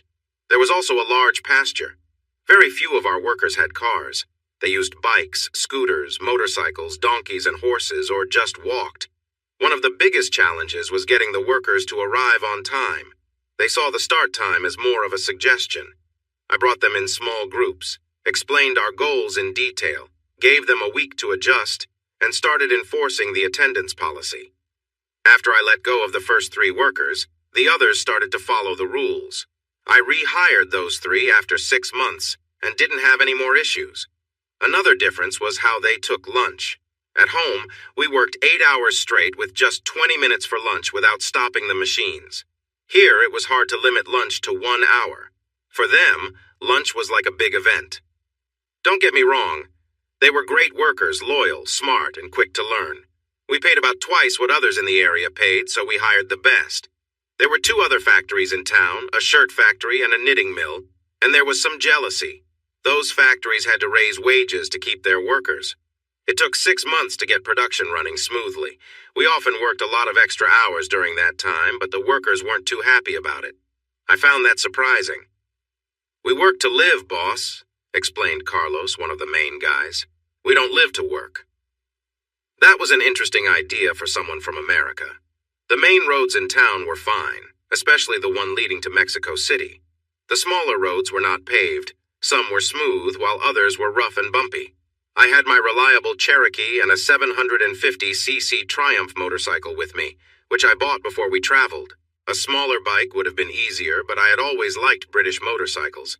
It was my main way to get around. Josh enjoyed his time in Mexico. As a child, he picked up the language much faster than I did. He made friends easily because kids are the same everywhere, and no one paid attention to his skin color. In fact, if it weren't for his hair, he looked like a local with his light brown skin. He went to a school made just for us, with about a dozen kids from kindergarten to high school. The classes were in 2 rooms, with younger kids in one and older ones in the other. There were 3 teachers for each room. The company took care of everything. Even with simple conditions, the learning was good. We stayed in a small area for a while, but then a house I really liked became available. It was an old plantation house left over from when big farms used to be in the area. Though the land was gone, the house and grounds were still nicely kept. It was a low, spacious house with wide porches, shaped like a square U, with the living room, dining room, and kitchen in the middle, and the bedrooms in the wings. The red tile roof looked nice against the fresh white walls. There was a barn, 10 acres of pasture, and a large area for a garden if we wanted one. The house also came with a maid, a cook, and a groundskeeper, all from one family living in a separate 3-bedroom bungalow. I got the house, including rent and wages, for less than what I paid for my home. I received a $10,000 raise for coming here and saved half my pay while still having plenty left. I let Gail and Graham live in my house for free. What can I say about the food? I loved it. Always a fan of spicy food, Mrs. Rodriguez started out with mild dishes for Josh and me. But when I tasted what she made for her family, I jokingly said I would let her go if she didn't cook the same for us. She smiled and turned up the heat. Josh could handle the spice with no problem. I insisted that they join us for dinner. It created a family atmosphere that we all valued. At first they were shy, but soon they were just as talkative as any family. Josh affectionately called them aunt and uncle, which they appreciated. Serafina, their 17-year-old daughter, worked as our maid. She was saving money to get married. Since I paid her, I knew her wages as a maid weren't high, so I helped her find a job at the plant when she turned 18. Mrs. Rodriguez brought in her sister to take her place. She seemed upset that I was single, and before long I noticed that her nieces and friends would come for Sunday dinners. She would give hints by pointing out their qualities. Look at her, Berto. She would make a great mother, and see how fit she is? She's from a good family. They were down-to-earth folks. Even with her efforts and the girls showing interest, I remained single. I was still hesitant about relationships. Back then, there were no cell phones, so we wrote letters and called our family once a month. Gail sometimes wrote me long letters. She mostly avoided personal topics, but would occasionally mention Chandra, who married Marcus and was expecting a baby. Interestingly, I didn't feel as upset as I might have before. It seemed distant. Sometimes I would notice traits of Chandra in Josh, and it would bring back memories. We were once happy, or at least I was, but I questioned if she had ever really felt satisfied. Growing up without a father figure may have made it difficult for her to have good role models, and that guy Marvin introduced her to relationships too early. But that was no longer my concern. What I missed most about home was my dojo. There was nothing similar nearby. I had my equipment and worked out 4 times a week, but it didn't feel the same. I started teaching Josh martial arts when he was 4. Now at 8, if he took a test, he would be at least a brown belt in the Japanese style and a green belt in the Chinese style. Our neighbors saw us as rich gringos, which made their kids want to come over for our snacks. Tia Rodriguez kept an eye on them to make sure they didn't eat too much. She complained a bit, but coming from a big family herself, she enjoyed having a lot of kids around. She often made many of the snacks. I ended up teaching about 6 boys and 4 girls the basics twice a week. The boys initially complained about having girls in the class, but they soon got used to it. Josh helped me teach. I aimed to teach them respect and self-control, something I still struggled with at times. I learned that the more skilled you become, the more calm you are. Eventually, you reach a point where you don't have to prove anything to anyone, including yourself. I hadn't quite reached that point, but I was trying. New equipment arrived from Brazil, and they sent an engineer to help us set it up. Roberto was a small man, about 5'5" and 140 pounds, but he was very knowledgeable and a good guy. I had him stay with me so he wouldn't have to travel all the way from Mexico City. He watched me teach my Saturday class. They had been training for 12 weeks and were making good progress. I bought some fabric, and Tia Rodriguez and her sister made uniforms for everyone. I wanted them to feel like they were part of something special. They would wear their uniforms proudly to practice and then change out of them at the end. Tia would wash the uniforms and have them ready for the next practice. We were the only ones with a washing machine. I was certified to teach, so I reached out to my former instructor, who sent me the necessary paperwork. It only cost a small fee, and I could teach up to the second-degree black belt level. I continued to teach a mix of styles, ensuring they learned the necessary skills for the Chinese method. Roberto smiled as he watched and asked about the style. I explained the mix of techniques. "Ah," he said, "I'm the same. I have a belt in Brazilian Jiu-Jitsu, and I also practice lucha libre wrestling, which is a form of competitive wrestling. The Mexican version is quite popular on TV." And it really was. Twice a week, on Thursday nights and Saturday afternoons, Josh loved it and had his favorite wrestlers. I remember him cheering loudly one night at the screen. It wasn't just him. Famous wrestlers were treated like celebrities, and fans would gather to watch them in local bars. Almost every town of a decent size had its own gym, where aspiring wrestlers could train and compete. They might not earn much, but it helped them chase their dreams, and some even made it to the big leagues. We talked about different fighting styles for nearly 2 hours before we took a break to get ready to leave. We were heading to Mexico City for the night, and I had already booked our hotel. I hadn't been in a serious relationship yet, so about once a month, I would leave Josh with Tio Rodriguez and head into Mexico City. The nightlife was lively, with many clubs, and I enjoyed the fun.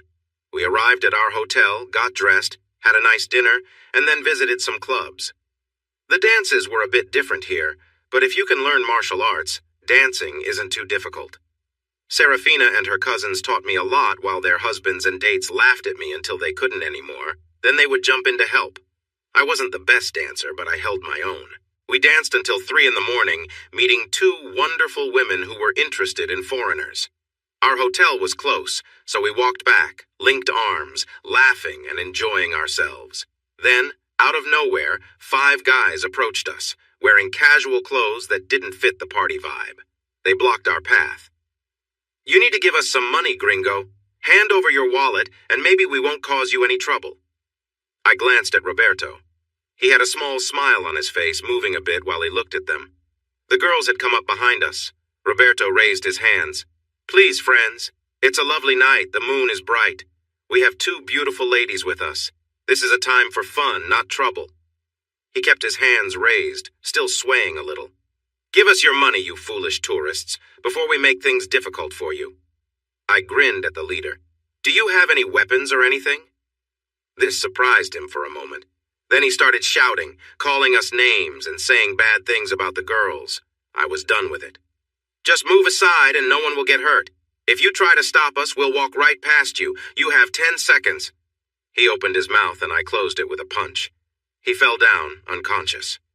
I heard a noise, and Roberto had his opponent on the ground, too. I looked at the other 3. "We're going to start walking now." I stepped on the leader's foot as I passed. Even out cold, he tried to protect himself. I walked past him, and soon we found a clear path ahead. We spotted a policeman at the next corner, and I told him there were 2 drunks behind us. He quickly called for help. Drunks weren't good for visitors. Roberto just smiled. Women often react strongly to chaos, especially if it happens around them. Our girls were lively, laughing and having fun while we relaxed. We enjoyed a nice meal, put them in a cab, and shared phone numbers, knowing we might not meet again. Roberto and I sparred a few times. He was fast and got the better of me a few times, but I held my own too. If it ever got serious, it would be quite a match. He also encouraged me to visit a local wrestling gym to watch them practice. It was entertaining, but I noticed not many had real martial arts skills. I kept my expression neutral, not wanting to offend anyone. Roberto and the gym owner talked about the differences in the wrestling styles. Roberto seemed to believe Brazil was better because of its jiu-jitsu influence. It was a friendly debate. They simply agreed to have different views. There was one guy there who stood out, much taller than the others, likely over 6 feet and 220 pounds. He had some skills, but came off as quite full of himself. He noticed me watching. "So, do you like what you see?" I kept my smile calm. "Yes, it's always interesting to see new styles." I could tell he wanted me to be more impressed. "Do you think you'd want to try it, Mr. Karate?" "No, I'm just here with a friend, enjoying the view. Thanks anyway." His friends were watching now, which made him boast even more. I was getting bored, having seen this kind of situation many times. "So, are you scared?" I simply smiled. "Absolutely." The other wrestlers laughed, knowing it wasn't true. He turned red and then started rambling, his words a jumble I could barely understand. He questioned where I came from, suggesting I wasn't truly human, as if I were from goats and pigs. I listened quietly with a smile. When he finally stopped talking, he glared at me. "So, are you too afraid to stand up for yourself?"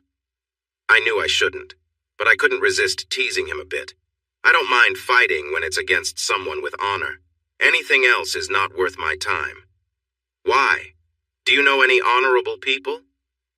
I observed his movements closely. It was as if he had prepared a long message about when he would swing. I shifted my weight and let his punch miss. I should have just walked away, but I lightly patted his cheek as he passed. Everyone in the gym knew that if I had hit him, he would have been knocked out. He was about to charge me when his friends and the gym owner stepped in between us. The owner wanted to know what happened. The guy claimed I disrespected his place. "Is this true?" he asked the group. No one gave a clear answer. I tried to calm things down by apologizing to the owner. I explained that I didn't mean to disrespect him or his place, just in misunderstanding because of how we spoke. The guy was clever and realized that while I had apologized to him, I hadn't to the wrestler. "Oh, a misunderstanding then? No problem. Thank you for coming. Visit us again soon." Later, while we shared a beer, Roberto laughed about the whole thing. "Why didn't you fight him?" "I didn't need to." "Friend, you still don't understand how we Latins think. He feels you challenged his pride. He won't forget this easily. Just a tip, avoid dark alleys at night for a while." Roberto stayed for 3 more weeks and we practiced together every day. I absorbed his knowledge like a sponge. I took him to the airport when it was time for him to leave and wished him well. I never saw him again. I brought Josh home for a 3-week visit. My mom, Gail, and Graham were at the airport. Tears filled their eyes when they spotted us. We hugged tightly until we felt squeezed. We stayed in our old house with Gail sharing a room with Graham. I took the smaller room, and Josh slept on the couch. Things weren't going well for Gail. Her boyfriend of 4 years broke up with her for another woman. This hurt her deeply. She had also lost her job at the hospital and was now working in a rest home for half the pay. "I need to get away, Bobby, start fresh, but I don't have the money. Plus, Graham is getting older and someone needs to take care of her." I thought about it for a while catching up with friends and family. Then I made a few calls. I had seen one of Gail's resumes on her dresser, so I sent it out. Besides short visits, we had been away for almost 3 years. Things were slowly changing. I noticed more mixed couples at restaurants and movies, and few people seemed to care. Without telling Josh, I bought a nearly new 125cc Yamaha motorcycle and had it shipped home. It was meant to be a surprise for his 11th birthday. Chandra spent some time with him, but they felt like strangers now. Both seemed relieved when they said goodbye. Chandra didn't look her best. I saw her once when she picked up Josh for the first time. She had probably gained a lot of weight, and it didn't suit her well. "Still working on your black belt?" I asked. She gave a bitter laugh. "I haven't practiced martial arts in 2 years. "Why not? You used to love it just like I did." When Marvin went away, I couldn't find another place to train that I liked. I worked out with friends for a while, but then I just stopped. It reminded me of memories I didn't want to revisit. She had married Marcus and showed me a picture of them with their little girl. He had always been big in school, but he must weigh a lot now. Gail mentioned that they weren't getting along well. Just before she left, she put her hand on my arm. "I know I already said this, Bobby, but I'm sorry. I should have been a better partner to you. I felt insecure, worried you would leave me for someone else. I should have trusted you more. I didn't know how to respond, so I just wished her well in her new life." A few days before we were set to leave, Gail came in holding a letter. "You did this, didn't you?" I knew what she meant and didn't try to deny it. "Yes, the contract for our plant nurse was ending, and she mentioned wanting to go home. This will be good for you, Gail. Good pay, a free place to stay, and a chance to learn new things. It will also look great on your resume. What about Graham? Easy. We'll take her with us.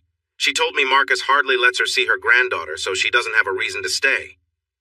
It took 2 days to convince her, and Josh finally talked her into it on a trial basis. When we got back home, Tia Rodriguez welcomed 2 new family members. She and Graham got along well right from the start. I knew everything was going to be fine when I came home one day and found Graham in the kitchen, learning how to make tres leches cake. My students quickly accepted her once they figured out how to pronounce Graham. Gail flourished, diving into her job with enthusiasm. Soon she was volunteering at the town clinic twice a week for 4 hours. The company allowed her to do this while getting paid, as many of the clinic's patients were our workers and their families. About 2 months later, she surprised me by knocking on my door late one night. Her room was directly across the hall from mine. "Bobby, I need to ask you something. It's hard for me, can I?" I was curious about where this would lead, so I nodded. "I know why you travel to Mexico City, I understand. Men can often get away with things, but women can't." I had a feeling where this was going. "I'm 32, Bobby. I have needs, and I don't know how to address them. I want your help. Before you say anything, I want to be clear. I'm not in love with you, and you're not in love with me. This is just a temporary arrangement. I can handle that if you can." She walked in wearing a robe, then let it fall away, revealing herself. She was lovely in her own way. She had a different father than Chandra, and her skin was lighter. She was taller, and her figure was different. I noticed her smile when she looked at me. "I can see you like my offer," she said with a grin. She had a natural ease about her, moving gracefully and effortlessly, and I found it hard to keep up. I tried my best, though. When we were finished, she gave me a gentle kiss and said, "My sister should have thought more carefully," before quietly leaving. I stopped going to Mexico City. If I met someone better there, it might cause trouble. Did we love each other? Yes, but not in a deep way. We understood it was just for now, so we made the best of our time together. Carlos Vittorio Sanchez, a wrestler, still remembered me. He claimed he would eventually catch me and teach me a lesson, but we hadn't crossed paths yet. His son, Carlos Jr., was proud of his dad and used that to tease my friend Josh. Carlos Jr. had noticed Josh around town and tried to provoke him, but Josh always kept his cool because he had friends with him. For Josh's birthday, I gave him a bike. He was thrilled. I told him he could only ride in the pasture and around the property until he got the hang of it. There was a trail that went through nearby farms all the way to town, 2 miles away. I insisted he ask for permission from every landowner before he rode to town. When I finally let him go, he grabbed his best friend, Angel, and they headed to town together. Angel was a sweet 12-year-old who was really fast and tricky to keep up with. The only one who could beat her was Josh, and sometimes she even challenged him. I had just given her an orange belt, which was 2 levels higher than beginner. She was the first student to reach that rank. I think Angel was wiser than most kids her age, and I had a feeling she might see Josh as something more. Of course, Josh wouldn't notice that. They went to a movie and got sodas at a small cafe next to the cinema. That's when Carlos Jr. found them and started a confrontation. Carlos Jr. was a big kid, about 5'9" and 170, while Josh was 5'5" and 120. Josh tried to ignore him until Carlos Jr. started saying mean things about Angel. He noticed Josh turning red and knew he was getting to him. With 4 friends around him, Carlos Jr. became a little too bold. Before they knew it, 2 of his friends sneaked up behind them and grabbed Angel. She remembered her training and stayed calm. The older couple who owned the cafe came out and told them to leave her alone. Junior laughed and said they would let her go when they were done. Josh sighed and took charge of the situation. "So, this is your idea of being brave? 5 of you against 1 girl? You're so tough, Carlos." Carlos turned red while his friends laughed. Josh continued before Carlos could respond. "You really want to do this? Let the girl go and come down this alley, just you and me, here and now." Carlos sneered. "No, I want everyone to see how badly I can beat you. Then maybe if you beg enough, we'll let her go, unhurt. Maybe we'll have some fun with her first." Josh got upset. "Then go ahead and swing. You asked for it, so start it." The fight was quick and messy. Carlos swung but missed, and Josh moved in fast. He landed 2 quick punches to the face and then kicked Carlos in the stomach. Everyone heard the breath leave his body. Josh knocked Carlos down, holding his arm in a way that could cause pain if he pushed harder. "Give up!" Carlos pounded the ground, trying to find a way out. Josh tightened his grip. Carlos nearly screamed in pain. "I give up!" Josh applied a bit more pressure. "Say it louder and say sorry to Angel." "I give up! I'm sorry! Please let me go!" Josh let him go and quickly got back on his feet. He looked at Angel and gave her a nod. She stepped on the boy, holding her, making him bend over in pain. When he leaned forward, she pulled back suddenly, causing him to bleed from his nose. He stumbled back, holding his nose and crying. Angel and Josh stood back to back, ready for what might come next, but the fight had left their opponents. The others made some noise before quietly slipping away, the laughter of onlookers following them. When Carlos Sr. heard what happened, he got very angry. He scolded Junior for losing and rushed to my house. A few of his friends and the gym owner came too, most wanting to see a fight, some hoping to stop it. Angel and Josh told me what took place, and I couldn't blame them for how they handled it.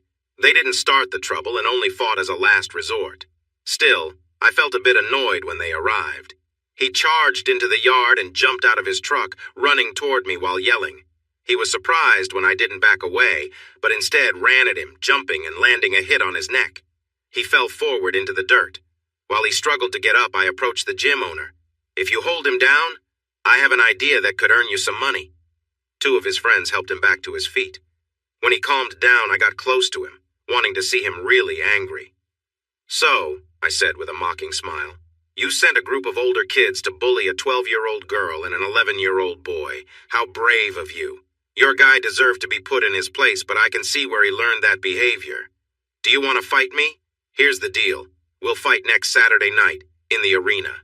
We won't stop until one of us can't continue. I'll put down $1,000 and you do the same. The winner takes all. Can you manage that much?" He turned red with rage, then pale when he heard about the money. $1,000 was a lot at that time. His pride made him agree. "All right, I'll see you Saturday. The fight only starts when the money is with the judges." The arena was the local bullfighting venue. They would set up a smaller ring there for a better view. News spread about the fight, and the seats sold out quickly. Diego, the gym owner and local promoter, was smiling from ear to ear. Tia Rodriguez made me a mask, saying that all lucha libre wrestlers wore them as part of their style. At first I wasn't sure about it, but once I tried it on and found that it didn't block my vision or movements, I felt okay. My family and friends were in the box I had saved for them. I invited Angel and her mother, but they hadn't arrived yet. Many of my friends and co-workers were there. Most didn't know I trained in martial arts. We were the last fight of the night, so I watched the earlier matches closely, looking for patterns and weaknesses. There was less striking and more grappling, which I would use to my advantage. Finally, the last match finished. Diego let the crowd wait for a moment to build excitement before speaking into the microphone. "Ladies and gentlemen, welcome to the final match of the night. You've heard this is a grudge match for bragging rights and more. We will see our local style face off against one from another country." The crowd booed when he said that. "Now, let me introduce our competitors. From our own town, the Matador." He strutted out wearing a mask that looked like a bull breathing fire, with a matador hat and a red cape. He wore bright red tights that matched his mask. The audience loved his look. And his opponent from America, the Gringo. I wore a mask decorated in red, white, and blue, with a big yellow star in the middle. It was shiny and stood out. Instead of tights, I wore a dark blue Chinese GI that flowed like a dress. This outfit would help hide my legs, which was important for my style of fighting. When they announced me, I performed 2 backflips and landed in a split, showing off a little. They wanted a show, and I was ready to give it to them. We met in the center of the ring for the traditional greeting. I reached out my hand, but he did not take it. Before the referee realized what was happening, I grabbed the back of his head and pulled him in for a quick kiss. When I pulled away, I smiled.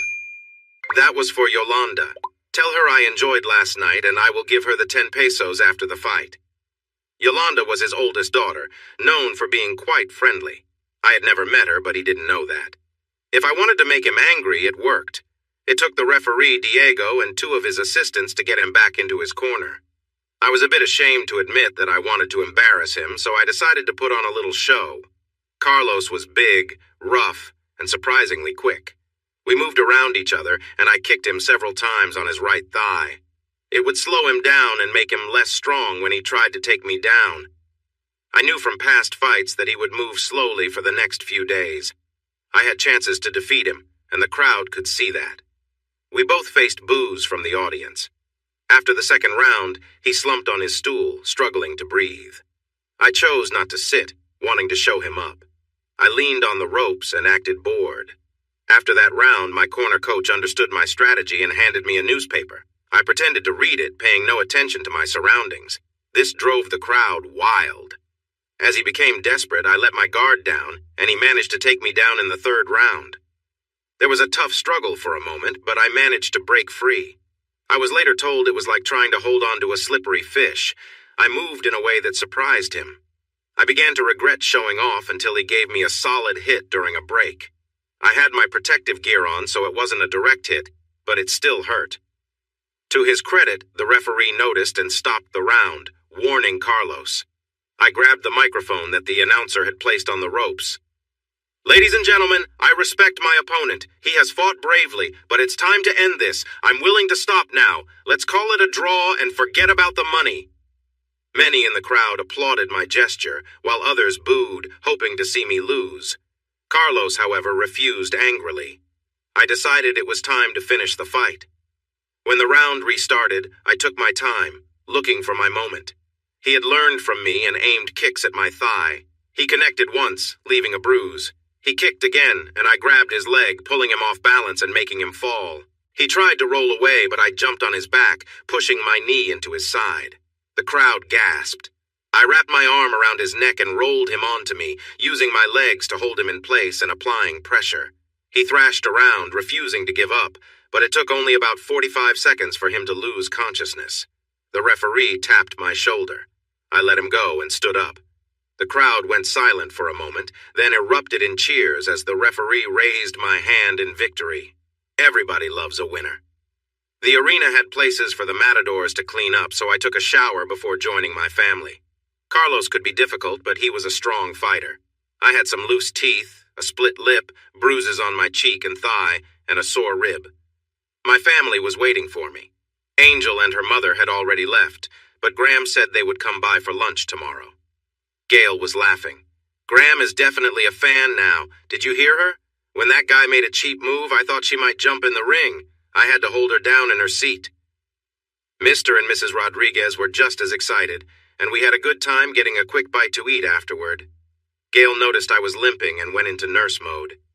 "We need to put ice on that bruise when we get home, and you might need some help to relax." Later that evening, she helped me feel better. She checked on my injuries and made sure I was okay. "We need to make sure everything is working right," she said as she took charge. "Just relax and let me take care of you." That sounded like a good idea to me. She later said that we were just being careful and it was best to ensure everything was fine. I was pretty sore and tired from the day. I slept deeply for 10 hours. I missed breakfast, so I grabbed a banana and went out on the patio. Josh was there with Angel and a few friends, and they wanted to hear about the fight. I didn't brag about it, but I shared what happened. I tried to resolve things peacefully, but he wouldn't listen. Fighting should always be the last choice. It's much better to shake hands than to fight. Then I shared some exciting news. I had received an invitation to register our dojo with the Martial Arts Society in Mexico City. If I did this, we could compete in tournaments. I had already sent the forms in. Our first tournament is in a month. Everyone will have a chance, but only 4 will compete this time based on skills. Josh, Angel, Jose, and Carlotta will represent us. Now we need a name for our dojo. Talk to everyone and bring me some suggestions when we meet on Tuesday. The kids were all excited. I knew choosing a name would be a popular topic for the next couple of days. It was almost lunchtime when Angel and her mom arrived. At first, I thought she was Angel's older sister because she looked so young. Later, I learned she was 27, having married and had Angel when she was 15. This was quite common in rural areas at that time. She wore a long, colorful skirt and a white blouse, with her hair tied back in a bandana. Her hair almost reached her waist. She had deep, warm eyes that were almost chocolate in color. She was slender, with a nice shape. She was a single mom. Her husband had gone to Mexico City and then just vanished. Angel was just 3 years old the last time she saw him. I felt a spark when we touched. Her hands were strong and a bit rough, showing she worked hard. Everyone saw how shy I became around her. I lost my usual confidence. They stayed until dark, and I drove them home. Even in our quiet town, there was trouble sometimes. Her house was small but tidy and warm. It seemed like money was tight. When I got home, my grandma, Gail, Tia Rodriguez, and her sister were all smiling at me. "What's going on?" "Nothing, dear," said Grandma. "Rosalita is such a nice young woman, don't you think, ladies?" They all nodded, agreeing. "She's lovely, too. It's strange she isn't married. Maybe the right person just hasn't come along," said Tia, looking right at me. "Hold on. I just met her and don't know much about her. Stop trying to set me up." They all just laughed and went to bed, except for Gail. Gail and I had stopped being close a couple of months ago. She was now seeing a young doctor she worked with. She said it wasn't serious, but I could tell they were heading in that direction. She tried to tease me about it, and I joked that maybe we could have a double wedding. She got a little quiet. "He's wanting something more serious, but it's only been a few weeks. I told him that people don't rush things here. Still, he makes me really happy. And not just that, he has a lot of energy." I raised my hand. "Whoa, too much information. But I'm glad you're happy. You deserve it."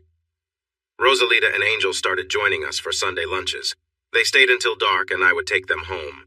We would eat, talk with the family, and take walks, sometimes sitting in a quiet part of the patio. I shared my life story with her, and she shared hers with me. As the youngest of 13, her marriage was mostly arranged without her choice. He wasn't mean, just indifferent.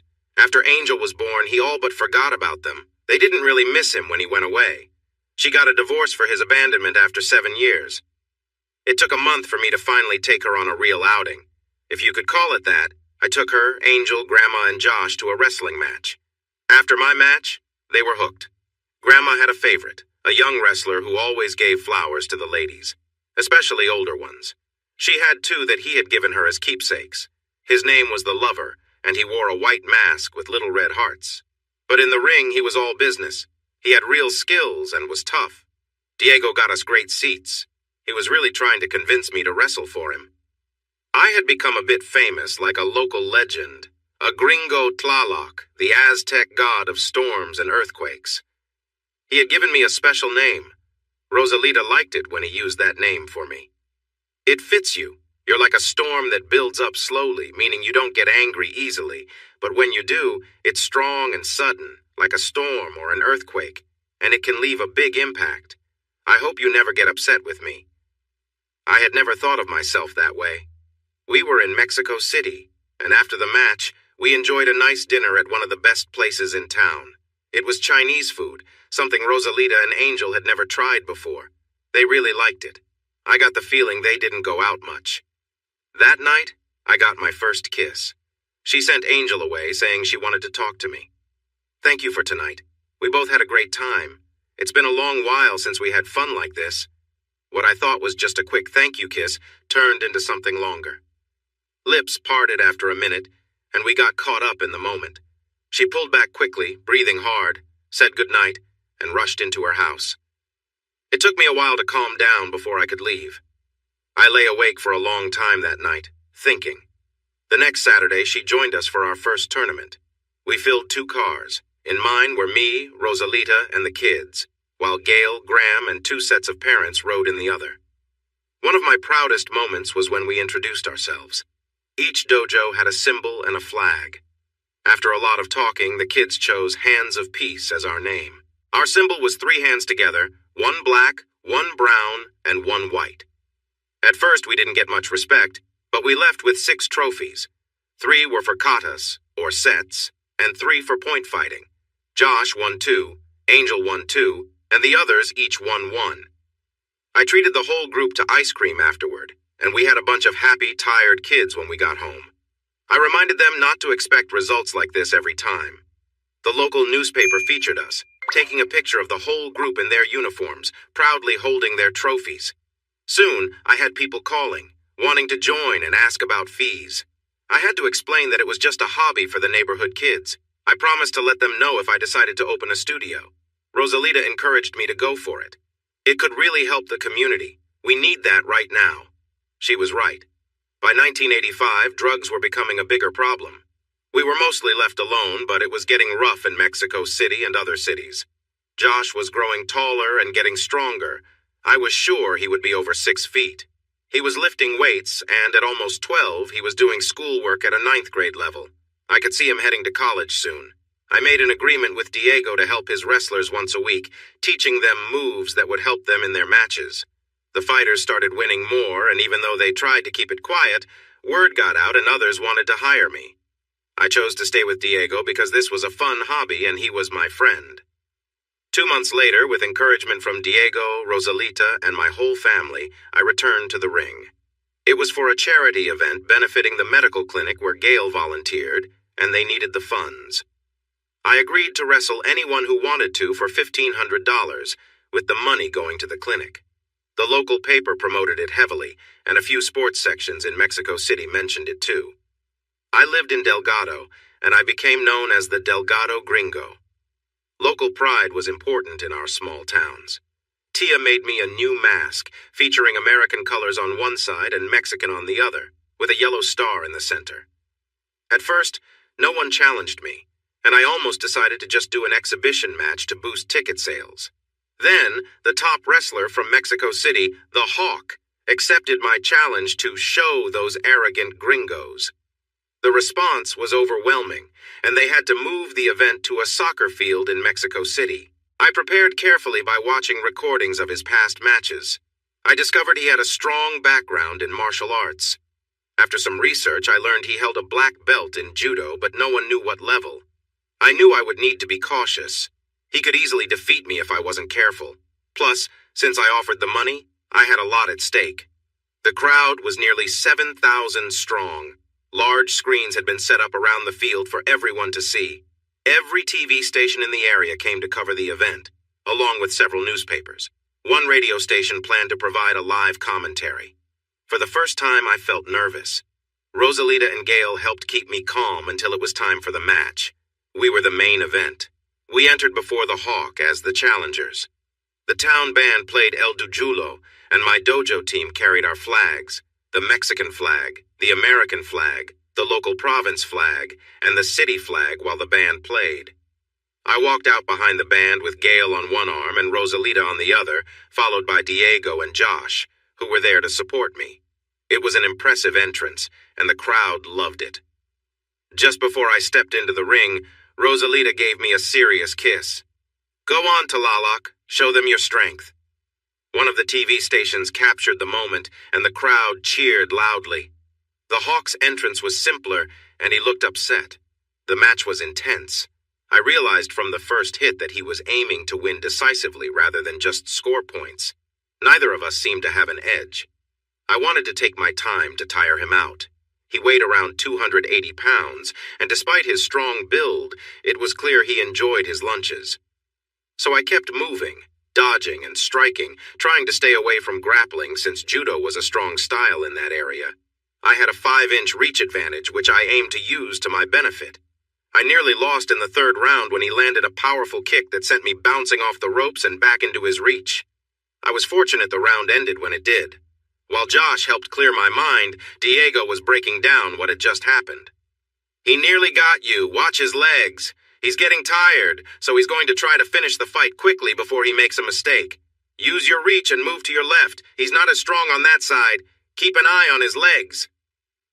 Diego was right. He was trying to push me into the ropes and grab me. I stayed near the center of the ring using jabs and kicks. With 30 seconds left, I caught him with a front kick right on the chin. He hit the ropes, expecting me to follow, but I didn't. When he bounced back, I quickly dropped and grabbed his ankle, taking him down. In a surprising turn, since I had avoided grappling all night, I rolled him up and locked his arm before he could recover. The match was over. He had to submit, or I could seriously hurt him. He was smart enough to realize it and tapped the mat, signaling his defeat. It was tough to get up, but I managed to rise. He laid there for a moment, and I extended my hand. After a few seconds, he took it, and I helped him up. After the announcement, we shook hands, and he raised my arm in victory. I gave him a quick hug and told him, "Never again." He smiled and replied, "You got that right," and we both limped out of the ring. My little town celebrated all night. They were proud of one of their own, a giant slayer. We were interviewed by newspapers, radio stations, and television. The fight was shown repeatedly before every Lucha Libre event for weeks, which felt a bit embarrassing. Suddenly, everyone was calling me Tlaloc, thanks to Rosalita on TV. That night, Rosalita decided to get closer. After the event, I drove her home. She would be alone since Angel was staying with Diego. His daughter was her age, and they had become good friends. We sat in my Jeep, chatting about the fight and life in general. Just when I thought the night was over, she asked, "Will you walk me in, please?" Her house was small and simple. I wasn't sure what she did for work, but it was clear there wasn't much extra money. Family photos decorated the walls with a special section just for Angel. There was a large picture of her in her uniform and a newspaper photo featuring her with her trophies. The trophies were on a shelf under the photos. I was surprised to see two of me, one with her on the patio of my house and another of me in my Lucha Libre mask. She brewed some strong coffee that I had come to love, and we sat together on her sofa. Slowly, we leaned into each other and kissed gently. She stood up and looked at me. "Come." We walked to her bedroom. She turned and kissed me warmly, then stepped back. She loosened her blouse and let it slide off her shoulders. Next, she let her skirt drop to the floor. She turned away from me. "Can you help me?" My hands trembled as I helped her. I admired her figure as she let go of more of her clothes. With her back to me, she removed the last of her clothing. She turned to face me, looking lovely and confident. Her skin glowed like rich caramel, and I felt a wave of admiration for her beauty. I stood there, amazed, until she smiled and playfully tugged at my t-shirt. Coming back to myself, I quickly removed my shirt. Since I was tired, we took our time. I was surprised by how close we felt to each other. She later shared that it had been 3 years since she had last been with someone. As we let our emotions flow, I forgot my worries. We found a rhythm, feeling fulfilled together and sharing a moment of joy. After a few moments, we cuddled, and she laughed softly. "Thank you, Tlaloc. I really felt something special." "You're welcome, my Chalchiuhtlicue. Thanks for letting me share this with you." I couldn't see her face in the dim light, but I sensed her smile before she hugged me tightly. Chalchiuhtlicue was the Aztec goddess of lakes and water, and a partner of Tlaloc. We shared gentle moments together again that night and the next morning. I had never seen her so happy as when she made us breakfast with rich coffee and fresh fruit. I drove her to pick up Angel for lunch. Angel sat in the back seat, smiling at us. The knowing glances and smiles from the ladies at lunch made me think about leaving, but Rosalita held my hand tightly. I had forgotten how wonderful being in love felt. Rosie and Angel spent a lot of time with us. Angel saw Josh more as a brother than a boyfriend, and they were almost always together. He was improving her English so much that she was even better than Rosie. We went out as a family each week, and Rosie and I shared a special night on Saturdays. Angel stayed at my house those evenings. I loved her, and she loved me back. I asked her to marry me, but she said no. I was so surprised that I couldn't say anything for a while. When I calmed down and she stopped crying, I asked her why. "I'm not the right person for you. You're important in this town. I know you have some money. You need someone of higher status, not a girl from a poor background who struggles with reading and writing. I'm old for having more children. I don't have much to offer." Every time I felt settled in that country, something would surprise me again. I took her face in my hands, making her look at me. "Rosie, please listen to me. I don't care about money or where you come from. I want you. I love you. You have more elegance in you than anyone else in town. And even if you can't have more kids, you've already given me a wonderful daughter. I wouldn't want more than that. Please say you'll be with me or my heart will break." She began to cry but managed to say yes. I had already bought a ring and had it ready. At lunch the next day, she didn't say anything but held out her hand. I received kisses from the women and handshakes from the men. She was Catholic, and we had our wedding in the local chapel after a 6-month engagement.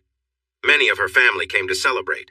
Josh had never seen so many kids his age, and he was excited to have new cousins.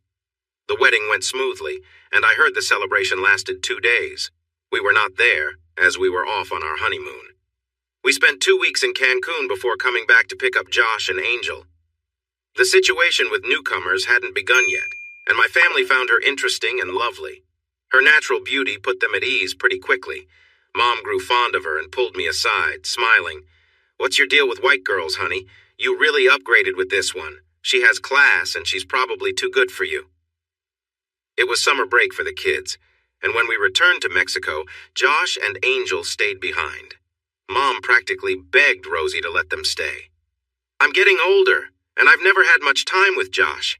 I'd like to know my new granddaughter better, just for a week or two. It would be good for Angel and help her get ready for when you come back." We had talked about this before we married. I had been the plant manager for almost 2 years and had committed to 5. After that, we planned to hand management over to local people. My old plant manager was planning to retire in 2 years, and I was told that I would get her job. I thought she would be more reserved about it, but she surprised me. "I can't wait to start our new life together. My family doesn't live close.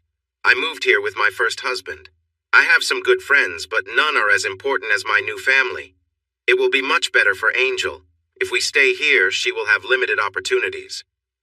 She was right, and what she wasn't saying was that she wanted to leave the area. Drugs were becoming a serious problem, with drug groups expanding their reach and often clashing with each other.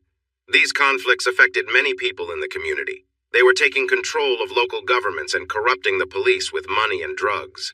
I had about 6 months left before we were moving back to the States when the local mayor came to see me.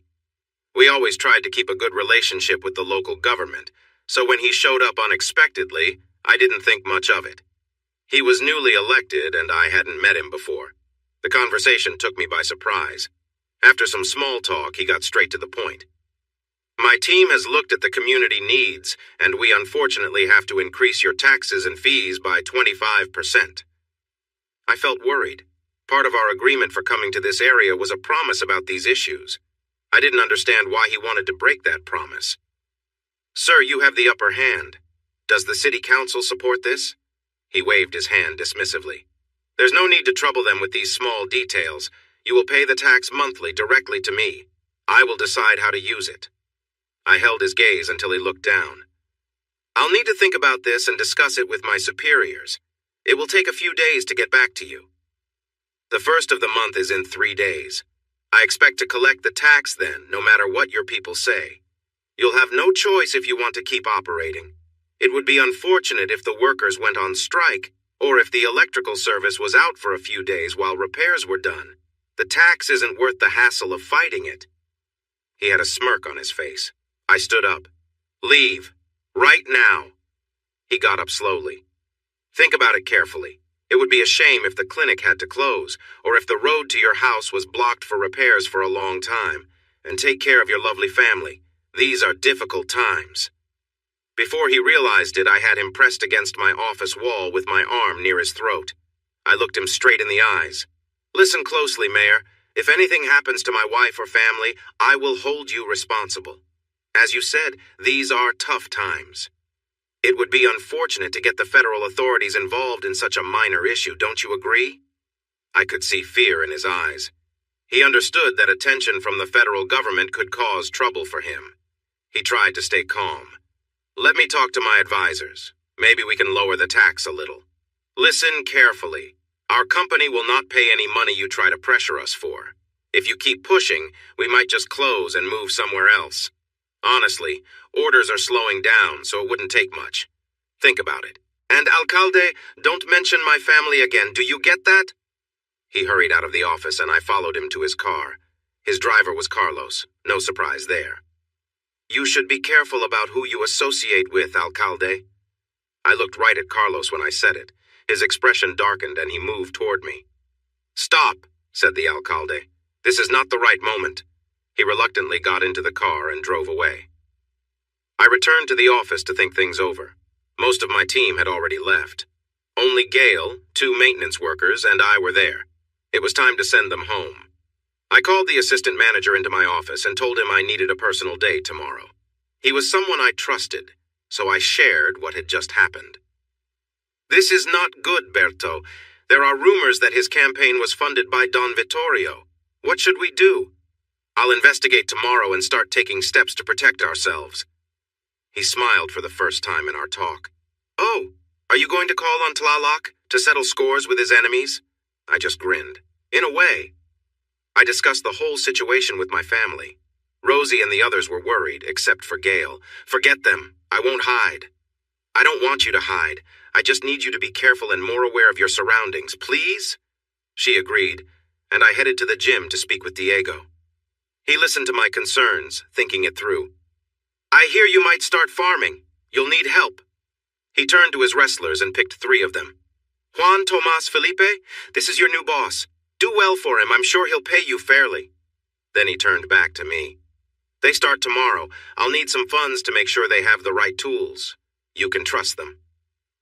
I gave Diego a check, marking it as training fees. He knew not to cash it locally. I wondered what tools we would need.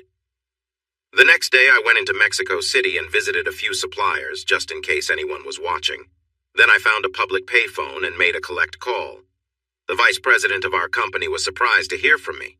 He was the head of international business, and we knew each other a little. What's going on, Bobby? Are the phone lines down at the plant? As clearly as I could, I explained the situation. He was sharp and let me finish. We had locations in some unstable areas, and he had a lot of experience. At the end, I asked him what his thoughts were. Nothing. We have 2 days. I will make a few calls to get things moving. Be careful, Bobby. I've dealt with this before. If we run out of time, it might be best to pay the extortion. It could buy us some time. Someone will be here soon. Oh, you should get your family out, too. These people know how to get results. One of the quickest ways is to go after families. Rosie was upset at first, but eventually agreed. I surprised her by getting visas for the Rodriguez family. They had been like family to us for years, and I didn't want them in danger. I was glad when they jumped at the chance. They had a daughter in America who always invited them to visit. They left first, saying their daughter had sent them tickets. It was a common story, so no one thought twice about it. Rosie, Gail, and her husband said they were going to a rural area further south to scout for another clinic. Gail was 5 months pregnant, and her husband didn't want to leave her in danger. Instead of heading south, they went north to Mexico City. They were on a plane in 90 minutes. Now I was alone, just me and the 3 wrestlers. A new vendor came by and wanted to talk. My name is Vincente Duran. I'm a major in the federal police. I hear you have a problem? I told him what happened. We had made the first payment to buy some time. The next payment was due in 10 days. What do you want me to do? Give them the money, but do it here. We'll wire it, and we'll record the entire meeting. Then we can trace the money and find the leader. Once we have enough information, we can make arrests. It took 2 more months, but they got what they needed. The leader was caught, and raids happened over 3 months. I boarded a plane an hour before the raids started. I never went back. When I landed, my extended family welcomed me excitedly at the airport. Rosie looked different. Maybe the American food agreed with her. I mentioned it to her. She smiled and placed my hand on her stomach. Something American agreed with me. You're going to be a father again in 5 months. Sometimes things work out well. After our joyful reunion that night, she told me how happy she was that we were safe, and no one got hurt. I was so scared you would get involved. I smiled slightly in the dark. Tia Rodriguez's sister, the widow, chose not to leave. 2 nights before my departure, she was badly injured. I rushed to the hospital when I heard. In addition to her injuries, she had 2 deep cuts. I spoke to her just before the medication took effect. She had a broken jaw, arm, hand, 3 broken fingers, and some ribs. She needed 68 stitches on different parts of her body. She was 69 years old. Tell me, Maria, who did this? I whispered in her ear, making sure no one else could hear. She held my hand tightly. Carlos, she whispered back. He has a weapon. He asked what you would do about it. I hugged her tightly as she fell asleep. Then I made arrangements to pay her hospital bills. I stopped by the gym. Send a message to Carlos. Tell him tomorrow afternoon at Rosalita's house and remind him to bring his weapon. Diego tried to change my mind, but he eventually stopped trying. Tell him to come, Diego. Make sure he knows I have a family, too. He needs to be there. It was quiet in our old home, with all the furniture gone, waiting for new people to move in. I held Rosie's weapon. It was well balanced, worn but effective and very sharp. I remembered watching her easily cut through sugarcane with it. I checked the edge. It was still very sharp. She had laughed when I said I was impressed.